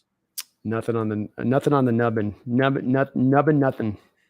Pretty versatile, actually. He's got decent size, 6'2", 205 pounds on PFR. PFF likes him. PFF graded him pretty well. He's got 8 interceptions over the last 3 years, but he's also playing in the box. So it seems like he's kind of somebody who can play multiple roles, wear multiple hats in a defense, which is, if we're going to be running this defense, kind of what you want. You want safeties that can deceive you, that can trick you post-snap versus what you show pre-snap. So that's right. I like him. Yeah, I think flexibility, when we're looking at these guys of who to draft, flexibility has got to be given a high range, because you do. And I think this is, Brendon, don't you think this is where the NFL is going anyway, where it's just going to become more about your ability to play between different schemes, do a free safety, be a strong safety. Say nothing of the Fangio scheme, which of course asks for that, but just the NFL in general, I think is going to become more positionless between not only strong safety to free safety, but Brendon, probably between linebacker and even slot corner as we go into the future. Am I over my skis on that one? Oh, not at all. Not at all. I don't think so. We got one final guy to look at here. One last prospect that I want to mention. Malachi Moore of Alabama has played some cornerback there, but I believe ultimately his destiny is to play safety in the NFL. Nothing striking with him on a size standpoint with this guy. He did play only slot really at Alabama, 318 snaps out of the slot last year for them versus only 15 snaps from free safety and only 31 snaps out of the box. So he was only a slot. We don't know what we're going to have with this guy going into this season. But he'll be a guy to monitor. Alabama's, had some safeties come through in the last few years, and having a bit of the corner background going to safety can help, especially if we're looking for a guy to become maybe a little bit more in that flexible, versatile role. Tackling is the place. Tackling run game is where he's going to have to get better in, though, if he's going to go to safety, because that was a porous part of his game as a slot. Yeah, shocking lack of Alabama players on this list overall, by the way. It was Dallas Turner, Malachi Moore, and I think that's it. Well, and you got Georgia, Brendon now starting to jump to the forefront a little bit more here as far as over Alabama, right? Like they're starting to get that they're starting to take over that Alabama spot. And maybe that is also that sea change that occurs, is that there's just less of those prospects with it, that they've had their time in the sun. And now, it's time for Georgia's. Yeah, time for Nick Saban to get the heck out of there. Yeah, exactly. Definitely not going back to the pros, I'll tell you that. Yeah, we know that. All right, so I think that's a pretty good starting point for this upcoming college football season, which starts, I believe, in just a few days here. I know USC's playing this upcoming weekend. Let me check here. Yes, our first college football games this year are going to be on Saturday. And I will do, Brendon, you're all right with it too, because you put this great little list together for us on this to kind of prep on this. And so, folks, what I'll go ahead and do is I'll put it into the comments section after the video and I'll pin it, or I'll put it in the description section, or both. I'll put this list up there for you. So if you guys are looking for a list that you can copy and then kind of track along with us throughout the season, just look into the description section after the show or the comment section, and I'll put that in there. And then you guys can kind of pull that out, because it'll give you an idea of it. Brendon did a good job on this list of showing you, like you said, here's the teams to concentrate on with these select players on this, to give you that idea of who to look for, so you can be most efficient in your college football watching. Right. Great. No problem with that. A couple donations here. Megan, thank you for the double dono. She says, "We are 12. Hear us roar. Let's go. So excited for this year and what's to come in the future." It's going to be a beautiful golden future for your Seahawks, and the way that this thing looks into as we move forward on this. This organization is positioned very well. We're all hopeful for a contending season this year, Brendon. We all would love to see it, but we know that whether it's this year or in the near future, a true contending year, not simply being one and done, slide into the back door of the playoffs, but truly be a contending team. It's coming, and it's coming sooner than later here for this team and the way they put this together. Yeah, absolutely. There's no reason why it shouldn't happen. Got a mighty good reason to be excited, and I share your excitement, Megan. It's going to be great. John Stillwell coming in with $100 donation. Oh my goodness, John. Very kind of you, brother. As always, you are amazing, man, with your support. I really do appreciate that. Says, "Hi, guys. Hope you are having a good night." Brendon, whenever we get to chop up prospects and dive into this stuff deep, I always have a good time with it. It's always fun doing this stuff and looking into the depths of this, because it just gets into the nerdier stuff for me when it comes into looking roster and into the NFL stuff. When you get into the depth, how to build team, how to look at things out ahead of time, how to use that knowledge then to build your team and what you need to now go get, kind of trying to factor all that in together a little bit, and to measure it out. Yeah, it's going to be really interesting to look at things through this angle. It's a whole different perspective on following a football team, I think. And I've just talked about this a little bit before, but it's also an angle that can bring in fans of other teams, because I think any fan of a football team, even if you don't really like college football that much, there's definitely something that you can pick up on any team doing evaluations. Very well said. And you guys, me and Brendon had a lot of views on our prospect videos last year we did for the draft, and looking up on that, to Brendon's point on that, with a lot more of less necessarily just Seahawks fans, but people looking at nationally that want to look at this and what's going on, what's happening with it. But, getting ahead of this, Brendon, I think is going to be so beneficial to us and to the people that watch and hear. And just the quicker you get ahead, the more fuller of an understanding of the player you have when you do get to draft time, and knowing what you got, knowing what you don't get. And we're going to be more in a sniping role, aren't we, Brendon? Last 2 years, it's been more about onboarding with the quantity, and they've gotten the quality within the quantity. They've done both. And that's been part of why we've been so effusive in our praise of this team and how they've drafted. Now, as we go into these next couple of years, though, Brendon, it's going to become more sniper-based, sort of a different skill set in how you want to attack and what you're looking for, isn't it? Yeah. I think it's still good to have those video series where you spend time talking about a couple hundred guys. But it's also a little easier to really zoom in on the guys that are really worth zooming in on. Yeah. What if you start early like this? Yeah, exactly. And then, if it's a guy, is this guy we should put some assets more to get this certain set player who's such a pure fit for what you need and what they will do in your system.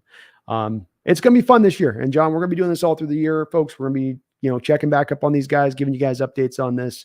And it'll just lead to the draft coverage being that much more deeper, I think, Brendon, once we roll around to that. But John, thank you for all of your support, man, on both of our channels, as you do. You were gifting out, I think he was gifting out subs on your channel the other night there. Yeah, getting people in on the members. So thank you, John, man. You're amazing, brother. Yeah, always amazing.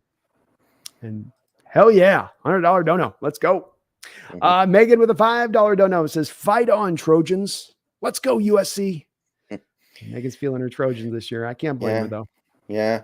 I mean, they should be right there at the end, right? This should be the year. I mean, it should. That defense is going to be the wonderment there. Is it ready to go? Does it have enough? They're going to win some games 78-77. It's pretty much the way it's going to have to go. And hopefully they don't get Caleb broken having it go down that lane. But they've got a good chance today this year to make some noise. I can't see them getting in the playoffs just because they're not strong enough as a team. But Caleb is legit, Megan. He's going to be I put him in that rare territory. I don't put many quarterbacks in that spot. It takes a lot for me to earn that place. But from the second he took over for Rattler at Oklahoma, Caleb's just had something about him. You watch him, and there's just something about him, Brendan. It's more than some guys. You see the big arm. Oh, I can throw it a country mile, so it's easy to see. Or he's got this mobility. He's so twitchy. But this guy's just there's something more. What is it? Intangible, or what's the word? Maybe I'm looking for. I think it's just this is coming on the tail end of the Mahomes era, kicking off, and he looks so much like Mahomes. He really does. He really does. Just a little bit, like a couple inches less off of him. And people were saying that about Bryce Young, but this one feels a lot more. No, this is Mahomes. Well, no, Bryce Young is like Mahomes minus 4 inches. No, this is Mahomes minus 2 inches. That's what this guy is. Yeah. So you're right to excited me. Do you like him more than Burrow? Ooh. Burrow was a hard one for me, though, because Burrow had the 1 year of production coming out, and he had been beaten out by Dwayne Haskins at Ohio State. And as great as that 1 year was, he had Jamar Chase and Justin Jefferson and an offensive line that was stacked up with NFL ready guys. I liked Burrow, but here's the thing about Burrow, that, the arm strength wasn't the greatest. He is he's the best anticipatory thrower in the NFL, in my opinion. There's not Mahomes, not anybody can throw with the anticipation. You have a guy who's going to end up over here starting his route here, and he lets it go, and the ball's right on the right spot in the right place it needs to go. So he was a harder eval for me. How about you? I mean, I didn't look at him that much because at the time, as a Seahawks fan, it didn't make sense to look at quarterbacks. Yeah. But I mean, he also had Clyde Edwards-Helaire, who I know hasn't been good in the NFL, but he was very good in college. Yeah. So I was definitely concerned about that. But that's kind of I think in the modern era, at least, like the fringe pantheonistic quarterback prospect. Like, it's not quite Trevor Lawrence, but it's higher than somebody like a Jameis Winston. It's like, is he the pantheonistic prospect or not? I think he's kind of the guy who's right on that line. I'd agree with that assessment. I really would. I wish he was 6'4". That's the one thing I'd say about him. I wish, when it comes to the Luck, Elway, any of these guys that we want, Lawrence, that are in this sort of generational quotient as far as a quarterback goes, they usually tend to be 6'3", 6'4" guys. And I think with him, he's going to come out to be about 6'1.5", 6'2" when he's measured at the combine, which that's still enough, but it's good enough. I think Peyton Manning probably in that category too, the pantheonistic prospect. I wrestle with that one because arm strength wasn't there. I sort of look at it like it's like a baseball player with a 5 tool. If I look at a pantheonistic quarterback, I want him to be a 5 tool guy. With Peyton, didn't have the strongest arm, and he had really no mobility. And so even though he was really smart and really like a master in his understanding of the game, that was the part that made it hard for me to get him into that territory of here's the way I'd say too about that, Brendan. If you're a pantheistic guy, if that's who you are, there should be no doubt that you're the number 1 overall pick. There should be no leading up to your draft where there's still debate going into the final day of the draft, or half the NFL organizations are saying, well, we would take this guy, and half the NFL organizations are saying we'll take that guy. And the reason that so many were saying we take Ryan Leaf over Manning was the lack of mobility, was the lack of arm strength, which Leaf had more of, was better of in that respect. So I can't quite get there myself. I could get if you would, or somebody would tell me the argument, you've got to put him in that I kind of role. feel like the fact that he literally comes with his own offense, like literally it's part of the package. You don't even have to worry about an offense. Kind of offsets the arm strength thing. That's kind of my thing. Like, who else can you say that about ever? Like, he literally is his own offense.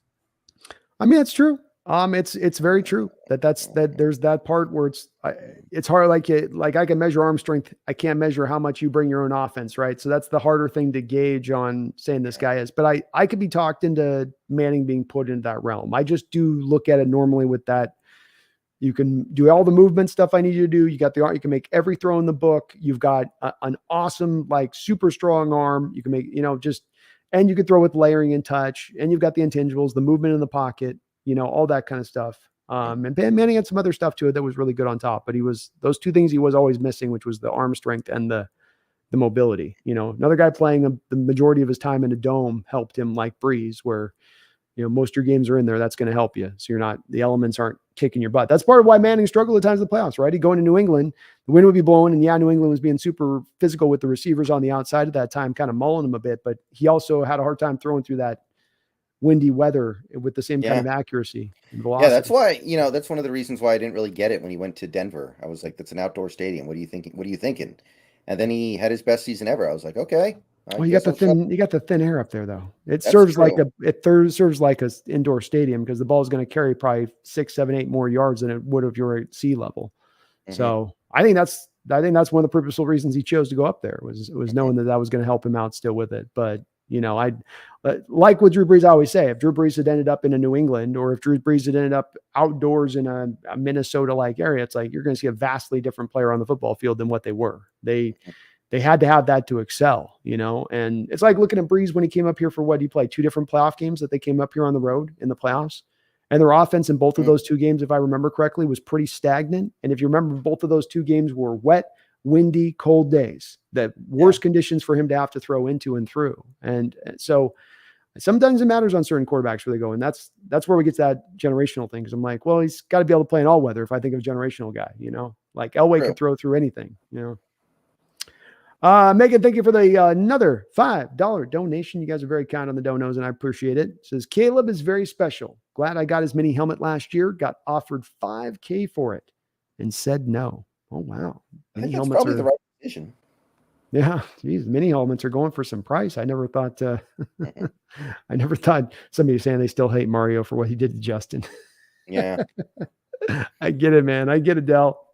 But thank you, Megan. That was a good choice. That helmet might end up being worth a whole lot more than $5K when this is all said. If it's already worth $5K now, what if the guy goes out and is a Hall of Famer? It's gonna be like $500K easy at that point, right? Yeah, let's just keep him out of the NFC West, I guess. Yeah, that's the key here. And when it's like we have this great season, they all have fun. Then Cardinals with the first pick, Cape Caleb. Rams with the second pick, take Drake May. Oh Lord. Here we go. We got 1 year off, and now we're right back to it again here, aren't we? 1 year off, and then it's right back. We'll see how it goes, though. They're both angling, aren't they, Brendon? Yeah. Oh, yeah. All right. We'll get wrapped up here. Sorry, Brendon, just get the last couple things here. Do you know anything about this Malik Flowers guy in Montana? I don't know anything about him. I do not. I know we picked him up earlier today, but I got nothing else. Probably just here until some of these other guys get back to stuff. Healed up. Yep. You're gonna. So I don't think much of it. Yeah, Space. It's he's a camp fodder guy. He'll be cut probably by cut down days. So just you're low on bodies. Got to fill it in is my guess on that.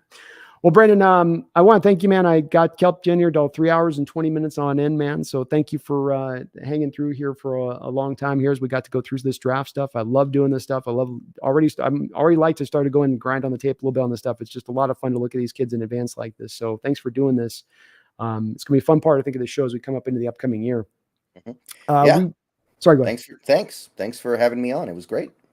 We will be back on Thursdays. We doing still 7 this week? We don't have to change date yet, right? I don't think we need to do 8 yet. There's probably a preseason game, but who cares? Yeah, we'll see. We'll just go with it. So we'll be back on 7 o'clock. We're going to be doing our game preview. It's the Packers, I believe we're playing. Yes, the Packers in Green Bay. And I'm hearing we're going to get some love.